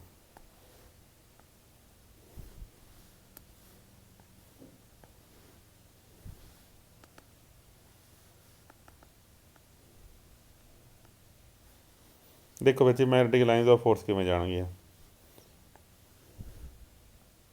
आ हुण ਜਿਹੜੇ नॉर्थ ਜਿਹੜਾ ਆਹ नॉर्थ ਆ 1 नंबर ਦੇ ਉੱਪਰ ਹੈ ਨਾ, ਆਹ नॉर्थ पोल, ਇਹ नॉर्थ ਤੇ ਆਹ साउथ ਇਹ ਐਕਟਿਵ ਹੈਗਾ, ਇੱਥੇ ਆ ਸਾਡੀ ਮੇਨ ਫਲਕਸ। ਤਾਂ ਹੁਣ ਜਿਹੜੀ नॉर्थ ਤੋਂ ਲਾਈਨਾਂ ਨਿਕਲ ਕੇ ਇੱਦਾਂ ਜਾ ਕੇ ਇੱਦਾਂ ਜਾਣਗੀਆਂ, ਇੱਦਾਂ। ਤਾਂ ਇੱਕ ਜਰਕ ਮਿਲੂਗਾ ਇਸ ਰੋਟਰ ਨੂੰ, ਇੱਕ ਜਰਕ ਮਿਲੂਗਾ ਜਿਹਨੂੰ ਅਸੀਂ ਕਹਾਂਗੇ ਪੁੱਲ ਇਨ ਟਾਰਕ, ਇਹਨੂੰ ਫੜ ਕੇ ਇੱਥੇ ਕਰ ਦੇਗਾ। ਤਾਂ ਜਿਹੜੀ ਮੋਟਰ ਚੱਲਦੀ ਸੀਗੀ ਪਹਿਲਾਂ ਉਹਦੇ ਉੱਪਰ ਨॉन ਸਿੰਕਰੋਨਸ ਸਪੀਡ ਤੇ ਜਾਂ ਫਿਰ ਇੰਡਕਸ਼ਨ ਮੋਟਰ ਵਾਂਗੂ ਚੱਲ ਰਹੀ ਸੀਗੀ, ਉਹ ਮੋਟਰ ਜਦੋਂ ਹੁਣ ਮੈਗਨੈਟਿਕ ਲੌਕ ਹੋ ਗਿਆ ਇਸ ਦੇ ਨਾਲ ਫਲਕਸ ਦੇ ਨਾਲ, ਤਾਂ ਹੁਣ ਉਹ ਸਿੰਕਰੋਨਸ ਸਪੀਡ ਦੇ ਨਾਲ ਘੁੰਮਣ ਲੱਗ ਜਾਏਗੀ। ਉਹ ਸੇਮ ਮੋਟਰ, ਸੇਮ ਰੋਟਰ ਜਿਹੜਾ ਸਾਡਾ ਸਿੰਕਰੋਨਸ ਸਪੀਡ ਦੇ ਨਾਲ ਘੁੰਮਣ ਲੱਗ ਜਾਏਗਾ। ਅਤੇ ਇਸ ਸਿੰਕਰੋਨਸ ਸਪੀਡ ਦੇ ਨਾਲ ਇਹਨੂੰ ਘੁੰਮਣ ਵਾਸਤੇ ਜੀ ਹੈਲਪ ਕਿਹਨੇ ਕੀਤੀ ਹੈ? ਰਿਲਕਟੈਂਸ ਟਾਰਕ ਨੇ। ਉਸ ਤੋਂ ਬਾਅਦ ਜਦੋਂ ਇਹ 1 ਨੰਬਰ ਤੋਂ ਬਾਅਦ ਜਦੋਂ 2 ਨੰਬਰ ਦੇ ਉੱਪਰ ਆਏਗੀ ਸਾਡੀ ਫਲਕਸ, ਤਾਂ ਇੱਥੇ ਤਾਂ ਪਹਿਲਾਂ ਆ ਗਿਆ ਸੀਗਾ ਸਾਡਾ ਰੋਟਰ, ਹੁਣ ਇਹ ਰੋਟਰ ਸਾਡਾ ਮਿਨੀਮਮ ਰਿਲਕਟੈਂਸ ਪਾਥ ਇੱਥੇ ਹੋ ਜਾਏਗਾ। ਹੁਣ ਇਹ ਕਿੱਥੇ ਹੋਏਗਾ? ਬਲੈਕ ਕਲਰ ਨਾਲ ਦਿਖਾ ਦਿੰਦੇ ਹੈਗੇ ਤੁਹਾਨੂੰ, ਹੁਣ ਇਹ ਇੱਥੇ ਹੋ ਜਾਏਗਾ, ਇੱਥੇ। ਤਾਂ ਇਸ ਤਰ੍ਹਾਂ ਜਿੱਥੇ ਜਿੱਥੇ ਤੁਹਾਡਾ ਫਲਕਸ ਆਲੇ ਦੁਆਲੇ ਦੇਖੋ, ਜਦੋਂ ਆਹ ਤੁਹਾਡਾ ਫਲਕਸ ਆਲੇ ਦੁਆਲੇ ਘੁੰਮੀ ਜਾਊਗਾ, ਜਦੋਂ ਫਲਕਸ ਆਲੇ ਦੁਆਲੇ ਘੁੰਮੀ ਜਾਊਗਾ, ਉਹਦੇ ਪਿੱਛੇ ਪਿੱਛੇ ਰੋਟਰ ਸਾਡਾ ਇੱਕ ਮੈਗਨੈਟਿਕ ਲੌਕ ਬਣਾ ਕੇ ਘੁੰਮੀ ਜਾਊਗਾ, ਮੈਗਨੈਟਿਕ ਲੌਕਿੰਗ ਹੋ ਜੂਗੀ। ਫਿਰ ਜਿੰਨੀ ਸਪੀਡ ਦੇ ਉੱਪਰ ਸਾਡਾ ਸਟੇਟਰ ਘੁੰਮ ਰਿਹਾ ਹੋਏਗਾ, ਉਨੀ ਸਪੀਡ ਦੇ ਉੱਪਰ ਸਾਡਾ ਰੋਟਰ ਘੁੰਮਣ ਲੱਗ ਜਾਏਗਾ। ਸਟੇਟਰ ਸਾਡਾ ਕਿੰਨੀ ਸਪੀਡ 'ਤੇ ਘੁੰਮਦਾ ਹੁੰਦਾ? ਸਿੰਕਰੋਨਸ ਸਪੀਡ 'ਤੇ। ਇਟ ਮੀਨਸ ਰੋਟਰ ਵੀ ਸਾਡਾ ਸਿੰਕਰੋਨਸ ਸਪੀਡ 'ਤੇ ਘੁੰਮਣ ਲੱਗ ਜਾਏਗਾ। ਤਾਂ ਸਭ ਤੋਂ ਵੱਡੀ ਗੱਲ ਇਹਦੇ ਵਿੱਚ ਇਹ ਹੈਗੀ ਤਾਂ ਸਿੰਕਰੋਨਸ ਸਪੀਡ ਵਾਲੀ ਮੋਟਰ, ਇੱਕ ਸਿੰਕਰੋਨਸ ਮੋਟਰ ਬਣ ਗਈ ਸਾਡੀ, ਸਿੰਗਲ ਫੇਸ ਸਿੰਕਰੋਨਸ ਮੋਟਰ ਬਣ ਗਈ। ਪਰ ਸਭ ਤੋਂ ਵੱਡੀ ਇਹਦੀ ਗੱਲ ਕੀ ਹੈਗੀ? ਕੋਈ ਵੀ DC ਐਕਸਾਈਟ, ਕਿਉਂਕਿ ਸਿੰਕਰੋਨਸ ਮੋਟਰ ਦੇ ਵਿੱਚ ਹਮੇਸ਼ਾ DC ਐਕਸਾਈਟੇਸ਼ਨ ਹੁੰਦੀ ਹੈ, ਬਟ ਇੱਥੇ ਨੋ DC ਐਕਸਾਈਟੇਸ਼ਨ, ਇੱਥੇ ਕੋਈ ਵੀ DC ਐਕਸਾਈਟੇਸ਼ਨ ਰਿਕੁਆਇਰਡ ਨਹੀਂ ਹੈਗੀ। DC ਐਕਸਾਈਟੇਸ਼ਨ ਨਹੀਂ ਸਾਨੂੰ ਦੇਣੀ ਪਈ ਹੈਗੀ। ਸਾਨੂੰ ਅਸੀਂ ਸਿਰਫ ਕੀ ਦਿੱਤਾ ਗਿਆ ਇੱਥੇ? ਸਿਰਫ ਇਹ ਬਾਈਂਡਿੰਗ ਜ਼ਰੂਰ ਪਾਈ ਹੈਗੀ। ਅਸੀਂ ਰੋਟਰ ਦੀ ਕੰਸਟਰਕਸ਼ਨ ਇੱਦਾਂ ਦੀ ਬਣਾਈ ਹੈ, ਨॉन यूनिफॉर्म 에ਅਰ ਗੈਪ ਬਣਾ ਲਿਆ ਅਸੀਂ। ਨॉन यूनिफॉर्म 에ਅਰ ਗੈਪ ਬਣਾਉਣ ਦੇ ਨਾਲ ਸਾਡੇ ਕੋਲ ਰਿਲਕਟੈਂਸ ਟਾਰਕ ਸਾਡੀ ਕ੍ਰੀਏਟ ਹੋ ਗਈ। ਰਿਲਕਟੈਂਸ ਟਾਰਕ ਨੇ ਹੀ ਸਾਡੀ ਮੋਟਰ ਨੂੰ ਮੈਗਨੈਟਿਕ ਲੌਕ ਕਰਕੇ ਸਿੰਕਰੋਨਸ ਸਪੀਡ ਦੇ ਉੱਪਰ ਘੁਮਾਉਣਾ ਸ਼ੁਰੂ ਕਰਤਾ। ਅਤੇ ਬਾਈ ਚਾਂਸ ਜੇ ਇਹੀ ਮੋਟਰ ਘੁੰਮਦੀ ਇਹਦੇ ਉੱਪਰ ਬਹੁਤ ਜ਼ਿਆਦਾ ਲੋਡ ਪੈ ਜਾਵੇ ਅਤੇ ਆਹ ਮੈਗਨੈਟਿਕ ਲੌਕਿੰਗ ਜਿਹੜੀ ਸਾਡੀ ਟੁੱਟ ਜਾਵੇ, ਤਾਂ ਰਾਜੇ ਉਸ ਤੋਂ ਬਾਅਦ ਫਿਰ ਇਹ ਐਜ਼ ਏ ਇੰਡਕਸ਼ਨ ਮੋਟਰ ਚੱਲਣ ਲੱਗ ਜਾਏਗੀ। ਫਿਰ ਸਿੰਕਰੋਨਸ ਸਪੀਡ 'ਤੇ ਨਹੀਂ ਘੁੰਮੇਗੀ, ਇੰਡਕਸ਼ਨ ਮੋਟਰ ਚੱਲਣ ਲੱਗ ਜਾਏਗੀ। ਤਾਂ ਇਹ ਸਾਡੀ ਪ੍ਰੋਪਰ ਵਰਕਿੰਗ ਆ ਗਈ ਇੱਕ ਰਿਲਕਟੈਂਸ ਮੋਟਰ ਦੀ ਵਰਕਿੰਗ ਆ ਗਈ। ਇਹ ਰਿਲਕਟੈਂਸ ਮੋਟਰ ਕੀ ਹੁੰਦੀ ਹੈ ਜੀ ਸਾਡੀ? ਇਹ ਸਾਡੀ ਸਿੰਕਰੋਨਸ ਸਪੀਡ ਮੋਟਰ ਹੁੰਦੀ ਹੈਗੀ। ਇਹ ਗੱਲ ਯਾਦ ਰੱਖਣੀ ਹੈਗੀ ਤੁਸੀਂ, ਇਹ ਗੱਲ ਯਾਦ ਹੋ ਜਾਏਗੀ ਜੀ। ਇਸ ਤੋਂ ਬਾਅਦ ਅਸੀਂ ਕੀ ਯਾਦ ਰੱਖਣਾ ਗਾ? ਇਹਦਾ ਲਗਭਗ ਜਿਹੜੀ ਫੁੱਲ ਲੋਡ ਟਾਰਕ ਹੁੰਦੀ ਹੈਗੀ, ਉਹ ਲਗਭਗ ਬੱਚੇ ਸਟਾਰਟਿੰਗ ਟਾਰਕ 200% ਹੁੰਦੀ ਆ। ਸਟਾਰਟਿੰਗ ਟਾਰਕ ਜਿਹੜੀ ਹੁੰਦੀ ਹੈਗੀ 200% ਆਫ ਫੁੱਲ ਲੋਡ ਟਾਰਕ ਹੁੰਦੀ ਹੈਗੀ।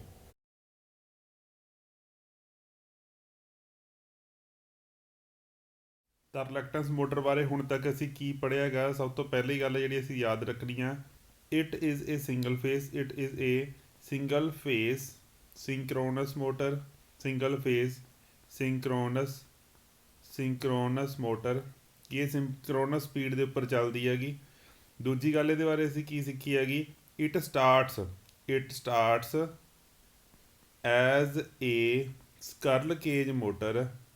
ਸਕਰਲ ਕੇਜ ਕਹਿ ਲਓ, ਚਾਹੇ ਫਿਰ ਕਹਿ ਲਓ ਵੀ single phase motor. Single phase ਜਿਹੜੀ ਇੰਡਕਸ਼ਨ ਮੋਟਰਸ ਹੁੰਦੀ ਉਹਨਾਂ ਵਾਂਗੂ ਸਟਾਰਟ ਹੁੰਦੀ ਹੈਗੀ, and runs as synchronous motor ਵਾਂਗੂ ਰਨ ਕਰਦੀ ਆ। ਸਟਾਰਟ ਹੁੰਦੀ ਹੈਗੀ ਇਹ ਕਿਹਦੇ ਵਾਂਗੂ? ਸਟਾਰਟ ਹੁੰਦੀ ਹੈਗੀ ਇਹ ਸਕਰਲ ਕੇਜ ਵਾਂਗੂ, ਇੰਡਕਸ਼ਨ ਮੋਟਰ ਦੀ ਵਾਂਗੂ। ਇੰਡਕਸ਼ਨ ਮੋਟਰ ਦੇ ਵਿੱਚ ਸਾਰੀਆਂ ਆ ਗਈਆਂ ਸਾਡੀਆਂ, ਜਿਵੇਂ ਸਾਡੀ ਕਪੈਸਿਟਰ ਸਟਾਰਟ, ਕਪੈਸਿਟਰ ਰਨ ਆ ਗਈ, ਠੀਕ ਹੈ ਜੀ। ਤੀਜਾ ਨੰਬਰ, ਬੇਸ਼ੱਕ ਇਹ ਸਿੰਕਰੋਨਸ ਮੋਟਰ ਵਾਂਗੂ ਚੱਲਦੀ ਹੈਗੀ, but it has no DC excitation. ਇਹਦੇ ਅਲੱਗ ਤੋਂ DC ਸਪਲਾਈ ਨਹੀਂ ਦਿੱਤੀ ਹੁੰਦੀ ਅਸੀਂ ਤੇ ਰੋਟਰ ਨੂੰ, ਕਿਉਂਕਿ ਹਰ ਸਿੰਕਰੋਨਸ ਮੋਟਰ ਦੇ ਜਿਹੜਾ 3 ਫੇਸ ਸਿੰਕਰੋਨਸ ਮੋਟਰਸ ਨੇ ਜਿਹੜੀਆਂ ਸਾਡੀਆਂ, ਉਹਨਾਂ ਦੇ ਰੋਟਰ ਨੂੰ ਅਸੀਂ DC ਸਪਲਾਈ ਦਿੱਤੀ ਹੁੰਦੀ ਆ, but it has no DC excitation on its rotor. Okay ਜੀ। ਹੋਰ ਇਹਦੇ ਵਿੱਚ ਅਸੀਂ ਪੜ੍ਹ ਸਕਦੇ 4th ਐਪਲੀਕੇਸ਼ਨਸ। ਇਹਦੀਆਂ ਐਪਲੀਕੇਸ਼ਨਸ ਕੀ ਨੇਗੀਆਂ? ਐਪਲੀਕੇਸ਼ਨ ਇਹਦੀਆਂ ਉੱਥੇ ਨੇਗੀਆਂ ਜਿੱਥੇ ਸਾਨੂੰ ਕੌਨਸਟੈਂਟ ਸਪੀਡ ਮੋਟਰ ਚਾਹੀਦੀ ਹੈ, ਕੌਨਸਟੈਂਟ ਸਪੀਡ ਮੋਟਰ ਚਾਹੀਦੀ ਆ, ਉੱਥੇ ਅਸੀਂ ਯੂਜ਼ ਕਰਾਂਗੇ। ਕੌਨਸਟੈਂਟ ਸਪੀਡ ਮੋਟਰ ਚਾਹੀਦੀ ਹੈ ਜਿੱਥੇ। ਕੌਨਸਟੈਂਟ ਸਪੀਡ ਸਾਨੂੰ ਕਿੱਥੇ ਕਿੱਥੇ ਚਾਹੀਦੀ ਹੁੰਦੀ ਹੈ? ਸਭ ਤੋਂ ਪਹਿਲੀ ਚੀਜ਼ ਜਿਵੇਂ ਕਿ ਕਲੌਕਸ ਦੇ ਵਿੱਚ, ਕਲੌਕਸ ਜਿਹੜੇ ਹੁੰਦੇ ਹੈਗੇ ਸਾਡੇ, ਜਾਂ ਫਿਰ ਕੰਟਰੋਲ ਡਿਵਾਈਸਿਸ ਜਿਹੜੇ ਹੁੰਦੇ ਹੈਗੇ ਸਾਡੇ, ਕੰਟਰੋਲ ਡਿਵਾਈਸਿਸ ਉਹਨਾਂ ਦੇ ਵਿੱਚ। ਠੀਕ ਹੈ ਜੀ, ਇਹ ਜਿਹੜੇ ਛੋਟੇ ਛੋਟੇ ਕਲੌਕਸ ਹੋਣਗੇ ਉਹਨਾਂ ਸਾਰਿਆਂ ਦੇ ਵਿੱਚ ਇਹ ਮੋਟਰ ਨੂੰ ਅਸੀਂ ਯੂਜ਼ ਕਰ ਸਕਦੇ ਹਾਂ। ਜਾਂ ਪਾਵਰ ਕੰਟਰੋਲ ਡਿਵਾਈਸਿਸ ਜਿਹੜੇ ਹੁੰਦੇ ਹੈਗੇ ਸਾਡੇ, ਛੋਟੇ ਛੋਟੇ ਪਾਵਰ ਕੰਟਰੋਲ ਡਿਵਾਈਸਿਸ ਜਿਨ੍ਹਾਂ ਵਿੱਚ ਸਾਨੂੰ ਸਪੀਡ ਮੇਨਟੇਨ ਰੱਖਣੀ ਬਹੁਤ ਜ਼ਰੂਰੀ ਹੈਗੀ। ਠੀਕ ਹੈ ਜੀ, ਉਹਨਾਂ ਦੇ ਵਾਸਤੇ ਇਸ ਮੋਟਰ ਦਾ ਯੂਜ਼ ਕੀਤਾ ਜਾ ਸਕਦਾ ਹੈਗਾ। ਕਿਉਂਕਿ ਇਹਨਾਂ ਦੇ ਰੋਟਰ ਦੇ ਅੰਦਰਲੇ ਪਾਸੇ ਕੋਈ ਵੀ ਅਸੀਂ ਬਾਹਰਲੇ ਪਾਸੇ ਕਨੈਕਸ਼ਨ ਕੱਢੇ ਨਹੀਂ ਹੋਏ ਹੈਗੇ ਨਾ, ਤਾਂ ਕਰਕੇ ਜਿਹੜੀਆਂ ਮੋਟਰਸ ਨੇਗੀਆਂ ਇਹਨਾਂ ਦੀ ਮੇਨਟੇਨੈਂਸ ਬਹੁਤ ਘੱਟ ਹੁੰਦੀ ਹੈਗੀ। ਇਹਨਾਂ ਜਿਹੜੀ ਮੇਨਟੇਨੈਂਸ ਆ ਬਹੁਤ ਘੱਟ ਹੁੰਦੀ ਹੈਗੀ। ਇੱਕ ਸਾਡੇ ਕੋਲ ਆਟੋਮੈਟਿਕ ਰੈਗੂਲੇਟਰਸ ਦੇ ਵਾਸਤੇ ਵੀ ਇਹਦਾ ਯੂਜ਼ ਕੀਤਾ ਜਾ ਸਕਦਾ। ਆਟੋਮੈਟਿਕ ਰੈਗੂਲੇਟਰਸ ਵਾਸਤੇ ਵੀ ਇਹਨਾਂ ਦਾ ਯੂਜ਼ ਕੀਤਾ ਜਾ ਸਕਦਾ ਹੈਗਾ। ਅਤੇ ਇਹਦੇ ਵਿੱਚ ਇੱਕ ਹੈਗਾ ਰਿਕਾਰਡਿੰਗ ਇੰਸਟਰੂਮੈਂਟਸ ਵਾਸਤੇ ਵੀ, ਰਿਕਾਰਡਿੰਗ ਇੰਸਟਰੂਮੈਂਟਸ ਵਾਸਤੇ ਵੀ ਇਹਦਾ ਜਿਹੜਾ ਯੂਜ਼ ਹੈ, ਐਪਲੀਕੇਸ਼ਨ ਆ, ਉਹ ਯੂਜ਼ ਕੀਤੀ ਜਾ ਸਕਦੀ। ਕਿਉਂਕਿ ਜਦੋਂ ਅਸੀਂ ਰਿਕਾਰਡ ਕਰ ਰਹੇ ਹੁੰਦੇ ਹੈਗੇ ਤਾਂ ਜਿਹੜੀ ਰੀਲ ਹੁੰਦੀ ਹੈ, ਜਿਹੜੀ ਟੇਪ ਹੁੰਦੀ ਹੈਗਾ, ਉਹਦਾ ਇੱਕ ਕੌਨਸਟੈਂਟ ਚੱਕਰਾਂ ਦੇ ਉੱਪਰ, ਕੌਨਸਟੈਂਟ ਇੱਕ ਸਪੀਡ ਦੇ ਉੱਪਰ ਘੁੰਮਣਾ ਬਹੁਤ ਜ਼ਰੂਰੀ ਹੈ। ਜੇ ਉਹ ਛੇਤੀ ਜਾਂ ਹੌਲੀ ਚੱਲੇਗੀ ਸਪੀਡ ਸਾਡੀ, ਉਹਦੇ ਨਾਲ ਕੀ ਹੋਏਗਾ, ਸਾਡੀ ਜਿਹੜੀ ਸਾਡੀ ਰਿਕਾਰਡਿੰਗ ਹੋ ਰਹੀ ਹੈਗੀ ਉਹ ਕਦੇ ਫਾਸਟ ਹੋ ਜਾਏ, ਕਦੇ ਸਲੋ ਹੋ ਜਾਏ, ਕਦੇ ਫਾਸਟ ਹੋ ਜਾਏ, ਕਦੇ ਸਲੋ ਹੋ ਜਾਏਗੀ। ਤਾਂ ਉਹ ਹਮੇਸ਼ਾ ਜੇ ਸਪੀਡ ਸੇਮ ਰਹੇਗੀ ਸਾਡੀ ਟੇਪ ਦੀ, ਤਾਂ ਜਿਹੜੀ ਯੂਨੀਫਾਰਮਲੀ ਸਾਡੀ ਰਿਕਾਰਡਿੰਗ ਹੋਏਗੀ ਇਸ ਟੇਪ ਦੇ ਉੱਪਰ। ਅਤੇ ਸਾਰੇ ਬਟ ਇਹਦੇ ਵਿੱਚ ਲਾਸਟ ਚੀਜ਼ ਇਹ ਕਹਿ ਸਕਦੇ ਹਾਂ ਆਪਾਂ ਵੀ ਇਹ ਮੋਟਰ ਵੈਸੇ ਤਾਂ ਛੋਟੀ ਹੁੰਦੀ ਹੈ, ਸਾਨੂੰ ਕੋਈ ਬਹੁਤਾ ਫਰਕ ਨਹੀਂ ਪੈਂਦਾ ਹੈਗਾ, ਬਟ ਫਿਰ ਵੀ ਇਹਦੀ ਜਿਹੜੀ ਐਫੀਸ਼ੀਐਂਸੀ ਹੈਗੀ, ਐਫੀਸ਼ੀਐਂਸੀ ਇਸ ਮੋਟਰ ਦੀ ਐਫੀਸ਼ੀਐਂਸੀ ਹੈ ਜਿਹੜੀ ਸਾਡੀ ਉਹ ਲੈਸ ਹੈਗੀ। ਐਫੀਸ਼ੀਐਂਸੀ ਐਂਡ ਪਾਵਰ ਫੈਕਟਰ ਪੂਰ ਹੈਗਾ। ਪਾਵਰ ਫੈਕਟਰ ਜਿਹੜਾ ਸਾਡਾ ਉਹ ਪੂਰ ਹੈ, ਪਾਵਰ ਫੈਕਟਰ ਪੂਰ ਕਿਉਂ ਆਂਗਾ? ਕਿਉਂਕਿ ਏਅਰ ਗੈਪ ਸਾਡਾ ਵੱਧ ਆ। ਅਸੀਂ ਕਿਤੇ ਕਿਤੇ ਏਅਰ ਗੈਪ ਘੱਟ ਰੱਖਿਆ, ਕਿਤੇ ਵੱਧ ਵੀ ਤਾਂ ਰੱਖਿਆ ਨਾ। ਅਸੀਂ ਤਾਂ ਹਮੇਸ਼ਾ ਹੁਣ ਤੱਕ ਤਾਂ ਇਹੀ ਕੋਸ਼ਿਸ਼ ਕਰਦੇ ਆਏ ਸੀਗੇ ਵੀ ਅਸੀਂ ਏਅਰ ਗੈਪ ਜਿੰਨਾ ਘੱਟ ਤੋਂ ਘੱਟ ਹੋਵੇ ਉਨੀ ਵਧੀਆ ਗੱਲ ਆ। ਪਰ ਜੇ ਇੱਥੇ ਅਸੀਂ ਏਅਰ ਗੈਪ ਵਧਾਇਆ ਹੈਗਾ, ਉਹਦੇ ਕਰਕੇ ਕੀ ਹੋਏਗਾ, ਸਾਡਾ ਮੈਗਨੇਟਾਈਜ਼ਿੰਗ ਕਰੰਟ ਸਾਡੇ ਵੱਧ ਜਾਣਗੇ, ਜਿਹਦੇ ਕਰਕੇ ਪਾਵਰ ਫੈਕਟਰ ਸਾਡਾ ਪੂਰ ਹੋਏਗਾ। ਬਟ ਇਹ ਬਹੁਤ ਛੋਟੀ ਮੋਟਰ ਹੋਣ ਕਰਕੇ ਇਹਨਾਂ ਗੱਲਾਂ ਵੱਲ ਕੋਈ ਧਿਆਨ ਨਹੀਂ ਦਿੱਤਾ ਜਾਂਦਾ ਹੈਗਾ। ਜਿਹੜੀ ਮੋਟਰ ਹੈ ਹੀ ਬਹੁਤ ਜ਼ਿਆਦਾ, ਜਾਂ ਐਂ ਕਹਿ ਲਓ ਵੀ 5 ਵਾਟ ਦੀ ਹੈਗੀ ਜਾਂ 10 ਵਾਟ ਦੀ ਹੈਗੀ, ਉਹਦੇ ਵਿੱਚੋਂ ਕਿੰਨੇ ਕੁ ਲੋਸ ਹੋ ਜਾਣਗੇ? ਜੇ 10% ਵੀ ਲੋਸ ਹੁੰਦੇ ਹੈਗੇ ਤਾਂ ਵੀ 4.5 ਵਾਟ ਤਾਂ ਰਹਿ ਹੀ ਗਿਆ ਨਾ। ਤਾਂ 4.5 ਵਾਟ ਤੇ 5 ਵਾਟ ਦੇ ਵਿੱਚ ਕੋਈ ਬਹੁਤਾ ਜ਼ਿਆਦਾ ਡਿਫਰੈਂਸ ਨਹੀਂ ਹੁੰਦਾ ਹੈਗਾ। ਇਹ ਡਿਫਰੈਂਸ ਉੱਥੇ ਹੁੰਦਾ ਹੈਗਾ ਜਦੋਂ ਅਸੀਂ ਗੱਲ ਕਰ ਰਹੇ ਹਾਂਗੇ 500 ਕਿਲੋ ਵਾਟ ਦੀ, ਵੀ 500 ਕਿਲੋ ਵਾਟ ਵਾਲੀ ਮੋਟਰ ਸਿਰਫ 450 ਕਿਲੋ ਵਾਟ ਦੇਵੇ ਸਾਨੂੰ, ਵੀ 50 ਕਿਲੋ ਵਾਟ ਦੀ ਇੱਕ ਵੱਡੀ ਮੋਟਰ ਉਹਦੇ ਵਿੱਚੋਂ ਨਿਕਲੇ ਜਾਵੇ, ਜਿਹੜੀ ਕੰਜ਼ਿਊਮ ਹੋ ਜਾਵੇ। ਉੱਥੇ ਹੀ ਗੱਲਾਂ ਦਾ ਫਰਕ ਪੈਂਦਾ। ਇੰਨੀ ਛੋਟੀ ਪਾਵਰ ਵਾਸਤੇ ਤੇ ਕੋਈ ਫਰਕ ਨਹੀਂ ਪੈਂਦਾ ਹੈਗਾ। ਠੀਕ ਹੈ ਜੀ, ਅਤੇ ਇਹ ਸਾਡੀ ਸੀਗੀ ਰਿਲਕਟੈਂਸ ਮੋਟਰ। ਨੈਕਸਟ ਜਿਹੜੀ ਸਾਡੀ ਮੋਟਰ ਹੈਗੀ, ਇਟ ਇਜ਼ ਹਿਸਟੈਰਿਸਿਸ ਮੋਟਰ। ਹੁਣ ਤੱਕ ਹਿਸਟੈਰਿਸਿਸ ਦਾ ਨਾਂ ਸਾਡੇ ਦਿਮਾਗ ਦੇ ਵਿੱਚ ਬੜਾ ਹੀ ਬਦਨਾਮੀ ਵਾਲਾ ਨਾਮ ਆਗਾ ਕਿ ਜਿੱਥੇ ਵੀ ਹਿਸਟੈਰਿਸਿਸ ਦਾ ਅਸੀਂ ਲੋਸ ਹੀ ਪੜ੍ਹੇ ਨੇਗੇ। ਹਮੇਸ਼ਾ ਕੋਸ਼ਿਸ਼ ਕੀਤੀ ਜਾਂਦੀ ਸੀਗੀ ਵੀ ਹਿਸਟੈਰਿਸਿਸ ਨੂੰ ਰੋਕਿਆ ਜਾਵੇ, ਹਿਸਟੈਰਿਸਿਸ ਲੋਸ ਨੂੰ ਰੋਕਿਆ ਜਾਵੇ। ਅਸੀਂ ਸਿਲੀਕੌਨ ਸਟੀਲ ਪਾਉਂਦੇ ਸੀ, ਜਿਹਦੇ ਵਿੱਚ ਜਿਹੜੀ ਸਾਡੀ ਕਰਵ ਹੁੰਦੀ ਆ ਉਹ ਬਹੁਤ ਜ਼ਿਆਦਾ, ਜਿਹੜਾ ਦਾ ਏਰੀਆ ਹੁੰਦਾ ਉਹ ਬਹੁਤ ਜ਼ਿਆਦਾ ਘੱਟ ਹੁੰਦਾ ਹੈਗਾ। ਅਸੀਂ ਸਿਲੀਕੌਨ ਸਟੀਲ ਪਾਉਂਦੇ ਸੀਗੇ ਹਿਸਟੈਰਿਸਿਸ ਲੋਸ ਨੂੰ ਰੋਕਣ ਦੇ ਲਈ। ਪਰ ਹੁਣ ਅਸੀਂ ਦੇਖਾਂਗੇ, ਅਸੀਂ ਇੱਕ ਮੋਟਰ ਇਹੋ ਜਿਹੀ ਡਿਜ਼ਾਈਨ ਕੀਤੀ ਹੈਗੀ ਜਿਹੜੀ ਕਿ ਹਿਸਟੈਰਿਸਿਸ ਦੇ ਪ੍ਰਿੰਸੀਪਲ ਦੇ ਉੱਪਰ ਚੱਲੇਗੀ, ਤਾਂ ਹਿਸਟੈਰਿਸਿਸ ਇੱਥੇ ਨੁਕਸਾਨਦਾਇਕ ਨਹੀਂ ਹੈਗਾ। ਹਿਸਟੈਰਿਸਿਸ ਦੇ ਅਸੀਂ ਯੂਜ਼ ਕਰਕੇ ਇੱਕ ਮੋਟਰ ਬਣਾ ਲਈ ਆਪਣੇ ਆਪ ਦੇ ਵਿੱਚ। ਤਾਂ ਹਿਸਟੈਰਿਸਿਸ ਮੋਟਰ ਕੀ ਹੈਗੀ? ਪਹਿਲੀ ਗੱਲ ਤਾਂ ਉਹੀ ਆ, ਸੇਮ ਹੀ ਹੈਗਾ ਜੀ, ਕਿ ਜਿਹੜੀ ਸਿੰਗਲ ਫੇਸ ਇੰਡਕਸ਼ਨ, ਇਹ ਹੈਗੀ ਇੱਕ ਸਿੰਗਲ ਫੇਸ ਮੋਟਰ ਹੈਗੀ। ਇਹ ਸਿੰਗਲ ਫੇਸ ਮੋਟਰ ਹੈਗੀ ਜਿਹੜੀ ਕਿ ਸਿੰਕਰੋਨਸ ਮਸ਼ੀਨ, ਜਿਹੜੀ ਕਿ ਸਿੰਕਰੋਨਸ ਸਪੀਡ ਦੇ ਉੱਪਰ ਚੱਲਦੀ ਹੈਗੀ। ਇਹ ਵੀ ਸਿੰਕਰੋਨਸ ਸਪੀਡ ਦੇ ਉੱਪਰ ਚੱਲਣ ਵਾਲੀ ਸਿੰਗਲ ਫੇਸ ਮੋਟਰ ਹੈਗੀ। ਦੂਜੀ ਗੱਲ, ਇਹ ਇੱਕ ਆਪਣੇ ਆਪ ਦੇ ਵਿੱਚ ਇੱਕੋ ਹੀ ਇਹੋ ਜਿਹੀ ਮਸ਼ੀਨ ਹੈਗੀ, ਵਿਲੱਖਣ ਮਸ਼ੀਨ ਹੈਗੀ, ਜਿਹਦੇ ਰੋਟਰ ਦੇ ਉੱਪਰ, rotor has no winding, rotor ਦੇ ਉੱਪਰ ਕੋਈ ਵਾਇੰਡਿੰਗ ਨਹੀਂ ਹੁੰਦੀ ਹੈਗੀ। ਕੋਈ ਵਾਇੰਡਿੰਗ ਨਹੀਂ ਹੁੰਦੀ ਹੈਗੀ ਰੋਟਰ ਦੇ ਉੱਪਰ। ਸਿਰਫ ਔਰ ਸਿਰਫ ਇੱਕ ਲੋਹੇ ਦਾ ਪੀਸ ਹੀ ਹੁੰਦਾ ਰੋਟਰ। ਸਿਰਫ ਇਸੇ ਕਰਕੇ ਜਦੋਂ ਵਾਇੰਡਿੰਗ ਨਹੀਂ ਹੋਏਗੀ ਤਾਂ ਵਾਇੰਡਿੰਗ ਵਾਲੇ ਝੰਜਟਾਂ ਦੇ ਵਿੱਚ ਨਹੀਂ ਪੈਣਾ, ਤਾਂ ਇਹਦੇ ਵਿੱਚ ਕੋਈ ਵੀ ਹਮਿੰਗ ਨਹੀਂ ਹੋਏਗੀ, ਕੁਛ ਨਹੀਂ ਹੋਏਗਾ। ਤਾਂ ਮੋਸਟ ਸਾਈਲੈਂਟ ਆਪਰੇਸ਼ਨ ਹੈਗਾ, ਸਾਡੀ ਇਸ ਮਸ਼ੀਨ ਦਾ ਮੋਸਟ ਸਾਈਲੈਂਟ ਆਪਰੇਸ਼ਨ ਹੈਗਾ। ਹੁਣ ਅਸੀਂ ਇਹਦੇ ਬਾਰੇ ਗੱਲ ਕਰਦੇ ਹਾਂ ਕਿ ਇਹ ਹੁੰਦੀ ਕੀ ਹੈਗੀ, ਹਿਸਟੈਰਿਸਿਸ ਮੋਟਰ ਕੀ ਹੁੰਦੀ ਹੈਗੀ। ਇਹਨੂੰ ਸਮਝਣ ਦੇ ਲਈ ਅਸੀਂ ਦੇਖਦੇ ਹਾਂਗੇ, ਸਾਡਾ ਜਿਹੜਾ ਰੋਟਰ ਹੁੰਦਾ ਹੈਗਾ, ਰੋਟਰ ਦੀ ਜਿਹੜੀ ਕੰਸਟਰਕਸ਼ਨ ਆ ਉਹ ਕੋਈ ਇੱਦਾਂ ਦੀ ਕੀਤੀ ਜਾਂਦੀ ਹੈਗੀ। ਸਟੇਟਰ ਜਿਹੜਾ ਹੈਗਾ, ਸਟੇਟਰ ਦੇ ਵਿੱਚ ਮੈਂ ਫਿਰ ਕਹਿਣ ਲੱਗਿਆ ਇੱਥੇ ਕੋਈ ਫਰਕ ਨਹੀਂ ਹੈਗਾ ਜੀ। ਸਟੇਟਰ ਜਿਹਾ ਹੈ ਸਾਡਾ ਰਿਲਕਟੈਂਸ ਮੋਟਰ ਦਾ ਸੀਗਾ, ਜਿਹਾ ਸਾਡਾ ਕਪੈਸਿਟਰ ਸਟਾਰਟ ਦਾ ਸੀਗਾ, ਉੱਦਾਂ ਦੀ ਅਸੀਂ ਸਿੰਪਲ ਇੱਕ ਰਿਵੋਲਵਿੰਗ ਫਲਕਸ ਪੈਦਾ ਕਰਨੀ ਹੈ ਕਿ 2 ਵਾਇੰਡਿੰਗਸ ਨੂੰ ਲਗਾ ਕੇ, ਚਾਹੇ ਉਹ ਵਾਇੰਡਿੰਗਸ ਲਗਾ ਲਓ ਜੀ ਆਪਣੀ ਸਟਾਰਟਿੰਗ 'ਤੇ ਐਗਜ਼ੈਲਰੀ ਵਾਇੰਡਿੰਗ ਲਗਾ ਲਓ, ਚਾਹੇ ਉਹ ਵਾइंडिंग ਦੀ ਥਾਂ 'ਤੇ ਆਪਾਂ ਇੱਕ ਸ਼ੇਡਡ ਪੋਲ ਮੋਟਰ ਲਗਾ ਲਓ, ਉਹਦੇ ਨਾਲ ਕੋਈ ਫਰਕ ਨਹੀਂ ਪੈਂਦਾ। ਤਾਂ ਦੋ ਵਾइंडिंग ਅਸੀਂ ਲਗਾਉਣੀਆਂ ਨੇ। ਸਟੇਟਰ ਸਾਡਾ ਜਿਹੜਾ ਸਿੰਗਲ ਹੈ, ਸਾਡੇ ਸਿੰਗਲ ਫੇਸ ਸਪਲਾਈ ਅਸੀਂ ਉਹਨੂੰ AC ਸਪਲਾਈ ਦਿੱਤੀ ਹੋਈ ਹੈਗੀ ਜੀ।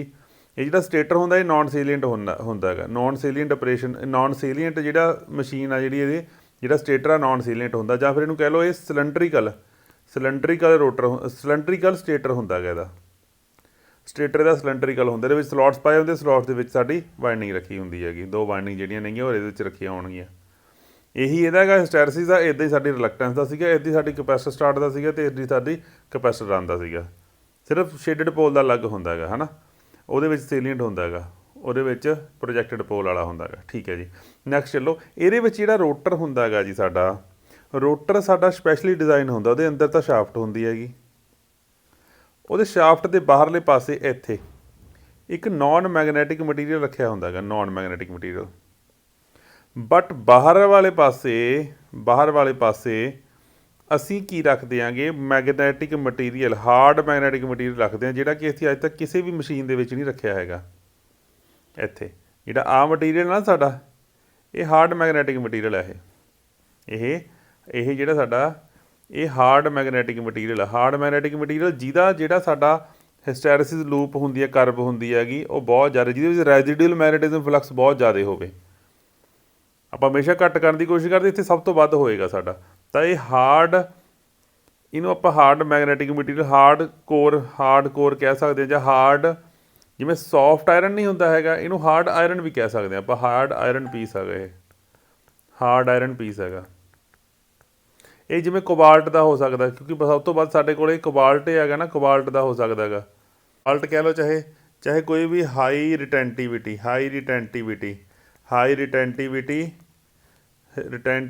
ਸਟੀਲ ਕਹਿ ਲਓ, ਚਾਹੇ ਜਿਹਦੇ ਵਿੱਚ ਰੈਜ਼ੀਡੂਅਲ ਮੈਗਨੇਟਿਜ਼ਮ ਫਲਕਸ ਬਹੁਤ ਜ਼ਿਆਦਾ ਹੋਵੇ।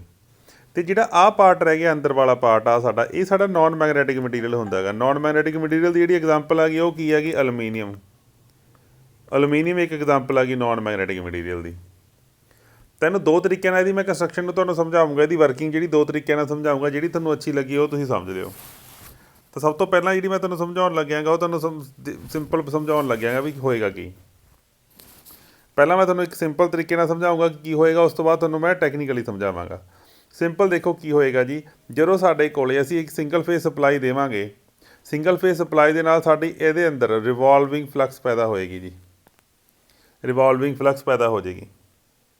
ਜਦੋਂ ਅਸੀਂ ਰਿਵੋਲਵਿੰਗ ਫਲਕਸ, ਸਾਡਾ ਰੋਟਰ, ਸਾਡਾ ਜਿਹੜਾ ਸਟੇਟਰ ਦੇ ਵਿੱਚ ਜਦੋਂ ਫਲਕਸ ਘੁੰਮਣ ਲੱਗ ਗਈ, ਤਾਂ ਜਿਹੜਾ ਇਹ ਮਟੀਰੀਅਲ ਪਿਆ ਹੈਗਾ, ਇੱਥੇ ਵਾइंडिंग ਤਾਂ ਕੋਈ ਨਹੀਂ ਹੈਗੀ, ਪਰ ਜਿਹੜਾ ਇਹ ਮਟੀਰੀਅਲ ਹੈ ਸਾਡਾ, ਜਿਹੜਾ ਆਹ ਪਿਆ ਹੈਗਾ, ਇਹਦੇ ਵਿੱਚ ਐਡੀ ਕਰੰਟਸ ਪੈਦਾ ਹੋ ਜਾਣਗੇ, ਜੀ। ਜਿਹੜੇ ਇਹ ਐਡੀ ਕਰੰਟਸ ਇੰਡਿਊਸਡ ਹੋਏ ਹੈਗੇ, ਇਹ ਐਡੀ ਕਰੰਟ ਜਦੋਂ ਇਸ ਮਟੀਰੀਅਲ ਦੇ ਅੰਦਰ ਪੈਦਾ ਹੋਣਗੇ, ਤਾਂ ਇਹਨਾਂ ਐਡੀ ਕਰੰਟਸ ਦੇ ਕਰਕੇ ਇੱਕ ਫਲਕਸ ਪੈਦਾ ਹੋਊਗੀ ਇਸ ਰੋਟਰ ਦੇ ਅੰਦਰ। ਇਸ ਕਰੰਟ ਦੇ ਕਰਕੇ ਇਸ ਰੋਟਰ ਦੇ ਅੰਦਰ ਇੱਕ ਫਲਕਸ ਸੈਟਅਪ ਹੋ ਜਾਏਗੀ। ਹੁਣ ਜਿਹੜੀ ਇਹ ਫਲਕਸ ਸੈਟਅਪ ਹੋਈ ਹੈਗੀ, ਇਹ ਅਪੋਜ਼ ਕਰਨ ਦੀ ਕੋਸ਼ਿਸ਼ ਕਰੂਗੀ ਮੈਂ ਪੈਦਾ ਨਾ ਹੋਵਾਂ। ਇਸ ਕਰਕੇ ਜਿਵੇਂ ਕਿ ਇੰਡਕਸ਼ਨ ਮੋਟਰ ਦੀ ਜਿਵੇਂ ਸਾਡੀ ਵਰਕਿੰਗ ਹੁੰਦੀ ਹੈ, ਸੇਮ ਉਸੇ ਤਰੀਕੇ ਨਾਲ ਸਾਡਾ ਰੋਟਰ ਆ ਜਿਹੜਾ ਸਾਡਾ, ਇਹ ਰੋਟੇਟ ਕਰਨ ਲੱਗ ਜਾਏਗਾ। ਜਿਹੜਾ ਰੋਟਰ ਆ ਇਹ ਰਿਲਕਟੈਂਸ ਟਾਰਕ ਨਾਲ ਨਹੀਂ ਰੋਟੇਟ ਹੋਇਆ, ਕਿਉਂਕਿ ਜਿਹੜਾ ਏਅਰ ਗੈਪ ਆ ਤਾਂ ਯੂਨੀਫਾਰਮ ਆ। ਰੋਟਰ ਸਾਡਾ ਰੋਟੇਟ ਕਰਨ ਲੱਗ ਜਾਏਗਾ ਸਾਡਾ, ਜਿੱਦਾਂ ਸਾਡੀ ਸਿੰਪਲ ਇੰਡਕਸ਼ਨ ਮੋਟਰ ਘੁੰਮਦੀ ਹੁੰਦੀ ਹੈਗੀ। ਜਿਹੜੇ ਦੇ ਅੰਦਰਲੇ ਪਾਸੇ ਜਿਹੜੇ ਕਰੰਟ ਪੈਦਾ ਹੋਏ ਨੇਗੇ, ਬੇਸ਼ੱਕ ਇੱਥੇ ਵਾइंडिंग ਨਹੀਂ ਹੈਗੀ। ਕੀ ਫਰਕ ਪੈਂਦਾ ਵਾइंडिंग ਦੇ ਵਿੱਚ ਕਰੰਟ ਪੈਦਾ ਹੋਣਾ, ਜਾਂ ਇੱਕ ਲੋਹਾ ਜਿਹੜਾ ਸਾਡਾ ਪਿਆ ਹੈਗਾ ਮਟੀਰੀਅਲ, ਉਹਦੇ ਵਿੱਚ ਕਰੰਟ ਪੈਦਾ ਹੋ ਗਿਆ? ਫਰਕ ਤਾਂ ਕੋਈ ਨਹੀਂ ਪੈਂਦਾ ਨਾ। ਤਾਂ ਕਰੰਟ ਇੱਥੇ ਪੈਦਾ ਹੋ ਗਿਆ, ਜਿਹੜਾ ਉਹ ਕਰੰਟ ਪੈਦਾ ਹੋਇਆ ਉਹਦੇ ਕਰਕੇ ਇੱਕ ਫਲਕਸ ਸੈਟਅਪ ਹੋਈ ਹੈਗੀ, ਉਹਦੇ ਵਿੱਚ ਕੋਈ ਨਾ ਕੋਈ ਇੱਥੇ ਪੋਲ ਸੈਟਅਪ ਹੋ ਗਏ। ਤਾਂ ਹੁਣ ਜਦੋਂ ਇਹ ਰੋਟਰ ਘੁੰਮਣ ਲੱਗ ਜਾਏਗਾ, ਸਾਨੂੰ ਪਤਾ ਵੀ ਜਦੋਂ ਕਦੇ ਵੀ ਰੋਟਰ ਸਾਡਾ ਘੁੰਮਣ ਲੱਗ ਜਾਂਦਾ ਹੁੰਦਾ ਗਾ, ਰੋਟੇਟਿੰਗ ਰੋਟਰ ਦੇ ਵਿੱਚ, ਜੇ ਆਪਾਂ ਸਿੰਗਲ ਫੇਜ਼ ਇਹਦੀ ਗੱਲ ਕਰੀਏ ਇੰਡਕਸ਼ਨ ਮੋਟਰ ਦੇ ਵਿੱਚ, ਜਿਹੜਾ FR ਹੁੰਦਾ ਹੈਗਾ, FR that is equal to slip into supply frequency ਹੁੰਦੀ ਆ। ਤਾਂ ਜਦੋਂ ਰੋਟਰ ਕਾਫੀ ਤੇਜ਼ ਘੁੰਮਣ ਲੱਗ ਜਾਏਗਾ, ਤਾਂ ਸਲਿਪ ਸਾਡੀ ਬਹੁਤ ਜ਼ਿਆਦਾ ਥੋੜ੍ਹੀ ਹੋ ਜਾਏਗੀ। ਤਾਂ ਇਸ ਹਿਸਾਬ ਦੇ ਨਾਲ ਜਿਹੜੇ ਸਾਡੇ ਕੋਲ ਹੋਏਗਾ, ਇਹ 0.5 ਸਾਡੇ ਕੋਲ ਜਿਹੜੀ ਫਰੀਕੁਐਂਸੀ ਹੋਏਗੀ ਉਹ ਬਹੁਤ ਜ਼ਿਆਦਾ ਘੱਟ ਜਾਏਗੀ। ਰੋਟਰ ਦੀ ਫਰੀਕੁਐਂਸੀ ਬਹੁਤ ਜ਼ਿਆਦਾ ਘੱਟ ਜਾਏਗੀ। ਇਟ ਮੀਨਸ ਜੇ ਫਰੀਕੁਐਂਸੀ ਰੋਟਰ ਦੀ ਬਹੁਤ ਘੱਟ ਗਈ, ਇਟ ਮੀਨਸ ਸਾਡੇ ਕੋਲੇ ਜਿਹੜੀ ਫਰੀਕੁਐਂਸੀ ਹੈਗੀ ਉਹ ਬਹੁਤ ਘੱਟ ਗਈ, ਤਾਂ ਅਸੀਂ ਕਹਿ ਸਕਦੇ ਹਾਂ ਵੀ DC ਸਪਲਾਈ ਹੀ ਹੈਗੀ ਇਹਦੇ ਅੰਦਰ, ਰੋਟਰ ਦੇ ਅੰਦਰ DC ਸਪਲਾਈ ਪੈਦਾ ਹੋਈ ਹੈਗੀ। ਹੁਣ ਜਿਹੜੀ ਡੀਸੀ ਸਪਲਾਈ ਇਹ ਪੈਦਾ ਹੋਈ ਹੈਗੀ ਡੀਸੀ ਸਪਲਾਈ, ਇਹ ਡੀਸੀ ਸਪਲਾਈ ਹੈ ਜਿਹੜੀ ਇਹਦੀ ਫ੍ਰੀਕੁਐਂਸੀ ਬਹੁਤ ਘੱਟ ਹੈਗੀ। ਇਟ ਮੀਨਸ ਜਿਹੜੇ ਅੰਦਰ ਪੋਲ ਪੈਦਾ ਹੋਏ ਹੈਗੇ ਇਹਦੇ, ਜਿਹੜੇ ਅੰਦਰ ਪੋਲ ਮੰਨ ਲਓ ਸਪੋਜ਼ ਕਰੋ ਇੰਨੇ ਕੁ ਥਾਂ ਦੇ ਵਿੱਚ ਇਹਦੇ ਨਾਰਥ ਪੋਲ ਪੈਦਾ ਹੋਇਆਗਾ ਅਤੇ ਇੰਨੇ ਕੁ ਥਾਂ ਦੇ ਵਿੱਚ ਇਹਦੇ ਵਿੱਚ ਨਾਰਥ ਸਾਊਥ ਪੋਲ ਪੈਦਾ ਹੋਇਆਗਾ। ਤਾਂ ਜੇ ਡੀਸੀ ਸਪਲਾਈ ਆ ਤਾਂ ਇਹ ਜਿਹੜੇ ਨਾਰਥ ਤੇ ਸਾਊਥ ਪੋਲ ਆ ਇਹ ਵੇਰੀਏਬਲ ਨੇਗੇ ਜਾਂ ਇਹ ਕੌਨਸਟੈਂਟ ਨੇ? ਇਹ ਫਿਕਸ ਹੋ ਜਾਣਗੇ। ਕਿਉਂ ਫਿਕਸ ਹੋ ਜਾਣਗੇ? ਕਿਉਂਕਿ ਸਪਲਾਈ ਅਸੀਂ ਕਹਿ ਸਕਦੇ ਵੀ ਨੀਅਰ ਅਬਾਊਟ ਇਹ ਡੀਸੀ ਸਪਲਾਈ ਹੋਵੇਗੀ। ਇੱਕ ਤਾਂ ਸਪਲਾਈ ਡੀਸੀ ਹੈਗੀ, ਉਹਦੇ ਕਰਕੇ ਵੀ ਫਿਕਸ ਹੋ ਗਏ ਪੋਲ। ਦੂਜਾ ਜਿਹੜਾ ਇੱਥੇ ਅਸੀਂ ਮਟੀਰੀਅਲ ਪਾਇਆ ਹੋਇਆ, ਇਹ ਮਟੀਰੀਅਲ ਕਿਹੜਾ ਹੈਗਾ? ਇਹ ਸਾਡਾ ਮਟੀਰੀਅਲ ਹਾਈ ਰਿਟੈਂਟਿਵਿਟੀ ਸਟੀਲ ਹੈਗਾ, ਇਹ ਰੈਜ਼ੀਡਿਊਲ ਮੈਗਨੇਟ ਬਹੁਤ ਜ਼ਿਆਦਾ ਹੈਗਾ। ਤਾਂ ਲਗਭਗ ਇਹ ਜਿਹੜਾ ਸਾਡਾ ਰੋਟਰ ਹੈ ਇਹ ਬਿਹੇਵ ਕਰਨ ਲੱਗ ਜਾਏਗਾ ਪਰਮਾਨੈਂਟ ਪੋਲ ਦੀ ਤਰ੍ਹਾਂ। ਤਾਂ ਜਿਉਂ ਸਾਡਾ ਨਾਰਥ ਪੋਲ ਇੱਥੇ ਸੀਗਾ, ਮੰਨ ਲਓ ਨਾਰਥ ਪੋਲ ਜਦੋਂ ਇੱਥੋਂ ਇੱਥੇ ਜਾਏਗਾ, ਤਾਂ ਜੇ ਇਹਦੇ ਅੰਦਰਲੇ ਪਾਸੇ ਇੱਥੇ ਸਾਊਥ ਪੋਲ ਬਣਿਆ ਹੋਇਆ ਹੈਗਾ, ਤਾਂ ਇਹ ਸਾਊਥ ਪੋਲ ਵੀ ਇੱਥੋਂ ਘੁੰਮ ਕੇ ਇੱਧਰ ਮੂਵ ਹੋ ਕੇ ਇੱਥੇ ਆ ਜਾਏਗਾ, ਉਹ ਵੀ ਇੱਥੇ ਆ ਜਾਏਗਾ। ਤਾਂ ਜਿਉਂ ਸਾਡਾ ਨਾਰਥ ਪੋਲ ਇੱਦਾਂ ਦਾ ਘੁੰਮੀ ਜਾਵੇਗਾ, ਜਿਹੜਾ ਸਾਊਥ ਪੋਲ ਉਹਦੇ ਨਾਲ ਅਟੈਚ ਹੋਇਆ ਸਾਊਥ ਪੋਲ ਵੀ ਇੱਦਾਂ ਦਾ ਘੁੰਮੀ ਜਾਵੇਗਾ। ਤਾਂ ਇਸ ਮੋਟਰ ਦੀ ਜਿਹੜੀ ਸਪੀਡ ਹੈਗੀ ਉਹ ਵੀ ਜਿਹੜੀ ਸਾਡੀ ਸਿੰਕਰੋਨਸ ਸਪੀਡ ਆ ਸਟੇਟਰ ਦੀ, ਉਹਦੇ ਇਕੁਅਲ ਹੋ ਜਾਏਗੀ। ਤਾਂ ਸਾਡਾ ਜਿਹੜਾ ਰੋਟਰ ਹੈਗਾ, ਸਾਡਾ ਰੋਟਰ ਆ ਜਿਹੜਾ ਸਾਡਾ, ਇਹ ਰੋਟਰ ਸਾਡਾ ਸਿੰਕਰੋਨਸ ਸਪੀਡ ਦੇ ਉੱਪਰ ਘੁੰਮਣ ਲੱਗ ਜਾਏਗਾ, ਰੋਟੇਟ ਕਰਨ ਲੱਗ ਜਾਏਗਾ। ਠੀਕ ਹੈ ਜੀ। ਇੱਕ ਚੀਜ਼ ਹੋਰ ਤੁਹਾਨੂੰ ਦੱਸ ਦਿੰਦਾ, ਜੇ ਇੱਦਾਂ ਨਹੀਂ ਸਮਝ ਆ ਰਿਹਾ ਤਾਂ ਤੁਸੀਂ ਇੱਕ ਤਰੀਕੇ ਨਾਲ ਹੋਰ ਇਹਨੂੰ ਸਮਝ ਸਕਦੇ ਹੋ ਟੈਕਨੀਕਲੀ, ਕਿ ਜਿਹੜੀ ਰੈਜ਼ੀਡਿਊਲ ਮੈਗਨੇਟਿਜ਼ਮ ਫਲਕਸ ਹੁੰਦੀ ਹੈਗੀ, ਜੇ BH ਕਰਵ ਤੁਹਾਨੂੰ ਪੜ੍ਹਨੀ ਬਹੁਤ ਜ਼ਰੂਰੀ ਹੈ। BH ਕਰਵ ਤੁਹਾਨੂੰ ਪੜ੍ਹਨੀ ਪਏਗੀ, ਫਿਰ ਤੁਹਾਨੂੰ ਚੰਗੀ ਤਰ੍ਹਾਂ ਸਮਝ ਲੱਗੇ ਵੀ ਇੱਧਰਲੇ ਪਾਸੇ ਤੁਹਾਡੇ ਕੋਲੇ H ਹੁੰਦੀ ਹੈਗੀ, ਇੱਧਰਲੇ ਪਾਸੇ ਤੁਹਾਡੇ ਕੋਲੇ B ਹੁੰਦੀ ਆ। ਵੀ ਜਦੋਂ ਅਸੀਂ ਕਿਸੇ ਵੀ ਸੋਲੇਨੋਇਡ ਨੂੰ ਅਸੀਂ ਕਿਸੇ ਵੀ AC ਸਪਲਾਈ ਦੇ ਨਾਲ ਇਹਦੇ ਵਿੱਚ ਫੀਲਡ ਪੈਦਾ ਕਰਦੇ ਆਂਗੇ, ਤਾਂ ਜਦੋਂ ਪੋਜ਼ੀਟਿਵ ਇੱਧਰ ਹੁੰਦਾ, ਜਦੋਂ ਕਰੰਟ ਸਾਡਾ ਇੱਧਰ ਨੂੰ ਜਾ ਰਿਹਾ ਹੁੰਦਾ ਗਾ, ਤਾਂ ਸਾਡੇ ਕੋਲੇ ਇੱਦਾਂ ਕਰਕੇ ਕੋਈ ਨਾ ਕੋਈ ਫਲਕਸ ਪੈਦਾ ਹੁੰਦੀ ਹੈ ਅਤੇ ਸੈਚੂਰੇਸ਼ਨ ਦੇ ਉੱਪਰ ਜਾ ਕੇ ਉਹ ਫਿਕਸ ਹੋ ਜਾਂਦੀ ਹੈ। ਜਦੋਂ ਇੱਥੇ ਜਿਹੜੀ ਵੋਲਟੇਜ ਹੈਗੀ ਆ, ਸਾਡਾ ਜਿਹੜਾ ਜ਼ੀਰੋ ਹੋ ਜਾਂਦਾ, ਜਦੋਂ ਸਾਡੀ ਸਪਲਾਈ ਵਾਲਾ ਜਿਹੜਾ ਪਹਿਲਾ ਹਾਫ ਸਾਈਕਲ ਆ, ਜਿਹੜਾ ਸਾਡਾ ਹਾਫ ਸਾਈਕਲ ਦਾ ਜਿਹੜਾ ਕਰੰਟ ਹੁੰਦਾ, ਜਦੋਂ ਇਹ ਜ਼ੀਰੋ ਹੋ ਜਾਂਦਾ, ਤਾਂ ਕਰੰਟ ਜ਼ੀਰੋ ਹੋਣ ਦੇ ਨਾਲ ਸਾਡੇ ਕੋਲੇ ਜਿਹੜੀ ਫਲਕਸ ਹੁੰਦੀ ਆ ਉਹ ਜ਼ੀਰੋ ਨਹੀਂ ਹੁੰਦੀ ਹੈਗੀ। ਹੁਣ ਕਿਉਂਕਿ ਇਹ ਸਾਡਾ ਹਾਈ ਰਿਟੈਂਟਿਵਿਟੀ ਹੈ, ਤਾਂ ਵੱਧ ਤੋਂ ਵੱਧ ਜਿਹੜੀ ਇੱਧਰਲੇ ਪਾਸੇ B ਹੈਗੀ ਫਲਕਸ ਡੈਂਸਿਟੀ ਹੈ ਵੱਧ ਤੋਂ ਵੱਧ ਬਣੇਗੀ, ਕਿਉਂਕਿ ਹਾਈ ਰਿਟੈਂਟਿਵਿਟੀ ਹੈਗੀ। ਜੇ ਆਈਡਲ ਕੇਸ ਦੀ ਗੱਲ ਕਰੀਏ, ਉਹ ਇੱਦਾਂ ਬਣੇਗਾ, ਉਹ ਇੱਦਾਂ। ਤਾਂ ਜੇ ਇਹਨੂੰ ਆਪਾਂ ਨੈਗੇਟਿਵ ਦੇ ਵਿੱਚ ਦੇਵਾਂਗੇ, ਤਾਂ ਇਹ ਨੈਗੇਟਿਵ ਦੇ ਵਿੱਚ ਜਦੋਂ ਜ਼ੀਰੋ ਹੋਊਗੀ ਨੈਗੇਟਿਵ ਦੇ ਵਿੱਚ ਜਾ ਕੇ, ਤਾਂ ਉਹ ਇੰਨੀ ਰਿਟੈਂਟਿਵਿਟੀ ਬਣ ਜਾਏਗੀ। ਇਹਦਾ ਮਤਲਬ ਇੰਨੀ ਫਲਕਸ ਸਾਡੀ ਬਚੀ ਰਹੇਗੀ। ਤਾਂ ਇਸ ਤਰੀਕੇ ਨਾਲ ਇਹਦਾ ਜਿਹੜਾ ਗ੍ਰਾਫ ਉਹ ਬਣੇਗਾ। ਤਾਂ ਅਸੀਂ ਕੀ ਦੇਖ ਰਹੇ ਹਾਂਗੇ, ਅਸੀਂ ਜਦੋਂ ਨੈਗੇਟਿਵ ਦੇ ਵਿੱਚ ਦੇਤਾ ਸੀਗਾ, ਨੈਗੇਟਿਵ ਦੇ ਵਿੱਚ ਦੇਤਾ ਸੀਗਾ ਨੈਗੇਟਿਵ ਦੇ ਵਿੱਚ, ਮਤਲਬ ਜਿਹੜੀ ਫੋਰਸ ਸਾਡੀ ਕੀ ਹੈਗਾ? ਕਰੰਟ ਆ ਜਿਹੜਾ ਸਾਡਾ। ਜਦੋਂ ਕਰੰਟ ਨੂੰ ਅਸੀਂ ਨੈਗੇਟਿਵ ਦੇ ਵਿੱਚ ਵਧਾਉਣਾ ਸ਼ੁਰੂ ਕੀਤਾ, ਕਰੰਟ ਤਾਂ ਵਧਣ ਲੱਗ ਗਿਆ, ਬਟ ਜਿਹੜੀ ਫਲਕਸ ਹੈਗੀ ਉਹ ਤਾਂ ਨਹੀਂ ਵਧਣ ਲੱਗੀ, ਨੈਗੇਟਿਵ ਦੇ ਵਿੱਚ ਕਰੰਟ ਤਾਂ ਘਟ ਰਿਹਾ, ਹੇਠਾਂ ਨੂੰ ਘਟ ਰਿਹਾ ਨਾ, ਕਰੰਟ ਤਾਂ ਹੇਠਾਂ ਨੂੰ ਘਟਣ ਲੱਗ ਗਿਆ ਸਾਡਾ ਮਾਈਨਸ ਦੇ ਵਿੱਚ।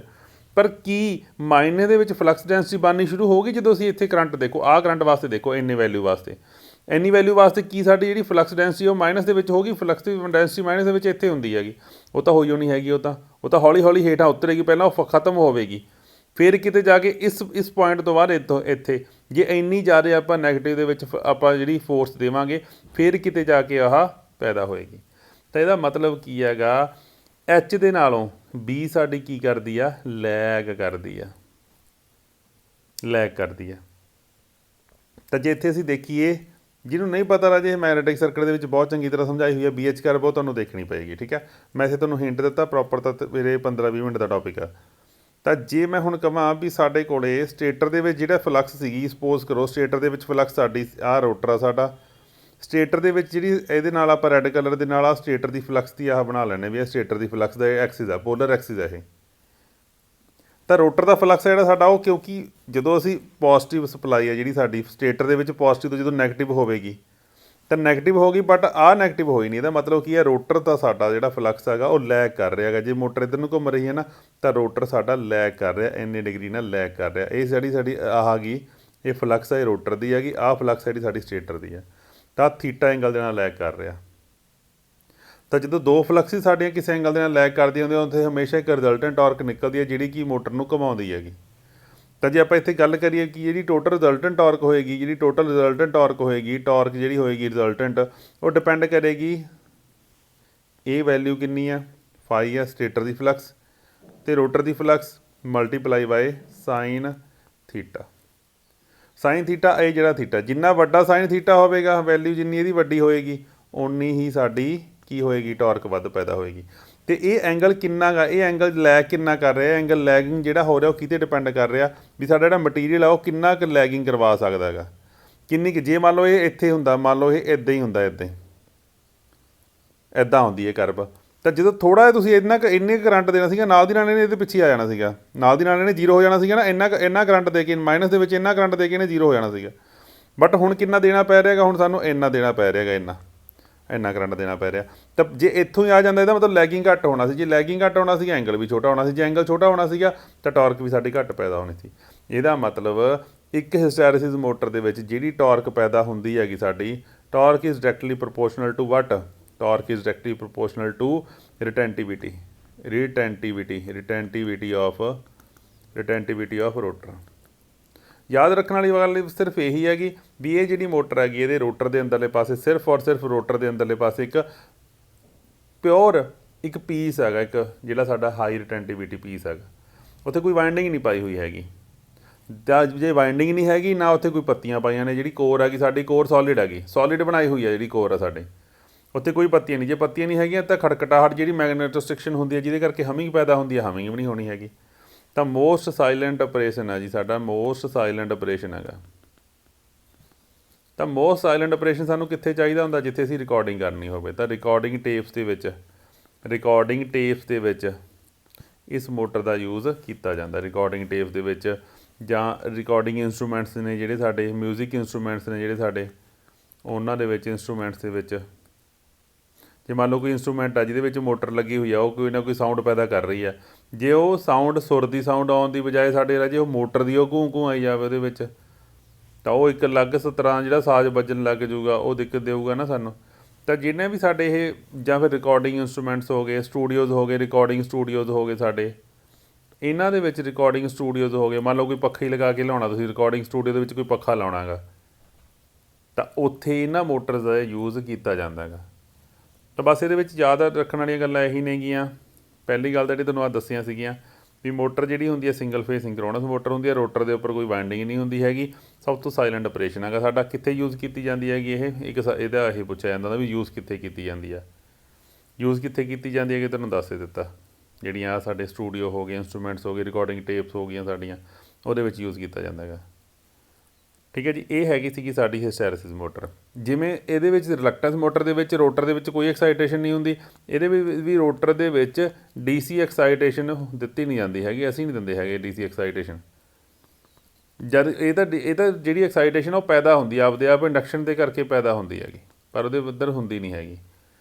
ਇੱਕ ਇਹਦੇ ਵਿੱਚ ਗੱਲ ਹੋਰ ਹੁੰਦੀ ਹੈ ਵੀ ਜਿਹੜੀ ਮੋਟਰ ਹੈਗੀ ਇਹ ਸਟਾਰਟ ਜਿਹੜੀ EMF ਇੰਡਿਊਸ ਹੋਈ ਹੈ, ਇੱਥੇ EMF ਇੰਡਿਊਸ ਹੋਈ ਜਿਹੜੀ ਉਹ ਕਾਹਦੇ ਕਰਕੇ ਹੋਈ ਹੈਗੀ, ਉਹ ਜਿਹੜੀ ਮੋਟਰ ਸਟਾਰਟ ਹੁੰਦੀ ਹੈਗੀ, ਇਹ ਸਟਾਰਟ ਹੁੰਦੀ ਆ ਉਹ ਕਾਹਦੇ ਕਰਕੇ, ਐਡੀ ਕਰੰਟਸ ਕਰਕੇ ਹੁੰਦੀ ਹੈਗੀ। ਐਡੀ ਕਰੰਟਸ ਇਹਨੂੰ ਸਟਾਰਟ ਕਰਦੇ ਆ, ਅਤੇ ਰਨਿੰਗ ਵੇਲੇ ਕਿਹੜੀ ਮੋਟਰ ਕੀ ਐਕਟਿਵ ਹੋ ਜਾਂਦਾ ਇਹਦੇ ਵਿੱਚ, ਹਿਸਟੈਰਿਸਿਸ ਕਰਕੇ। ਰਨਿੰਗ ਹਿਸਟੈਰਿਸਿਸ ਟਾਰਕ ਹੁੰਦੀ ਹੈ ਰਨਿੰਗ ਵੇਲੇ, ਅਤੇ ਸਟਾਰਟਿੰਗ ਵੇਲੇ ਕਿਹੜੀ ਟਾਰਕ ਹੁੰਦੀ ਹੈਗੀ, ਐਡੀ ਕਰੰਟਸ ਕਰਕੇ ਜਿਹੜੀ ਪੈਦਾ ਹੋਈ ਟਾਰਕ ਹੁੰਦੀ ਹੈ। ਅਤੇ ਇਹ ਗੱਲਾਂ ਬਾਤਾਂ ਧਿਆਨ ਰੱਖਣਾ ਸਾਰਿਆਂ ਦਾ। ਥੈਂਕ ਯੂ ਜੀ।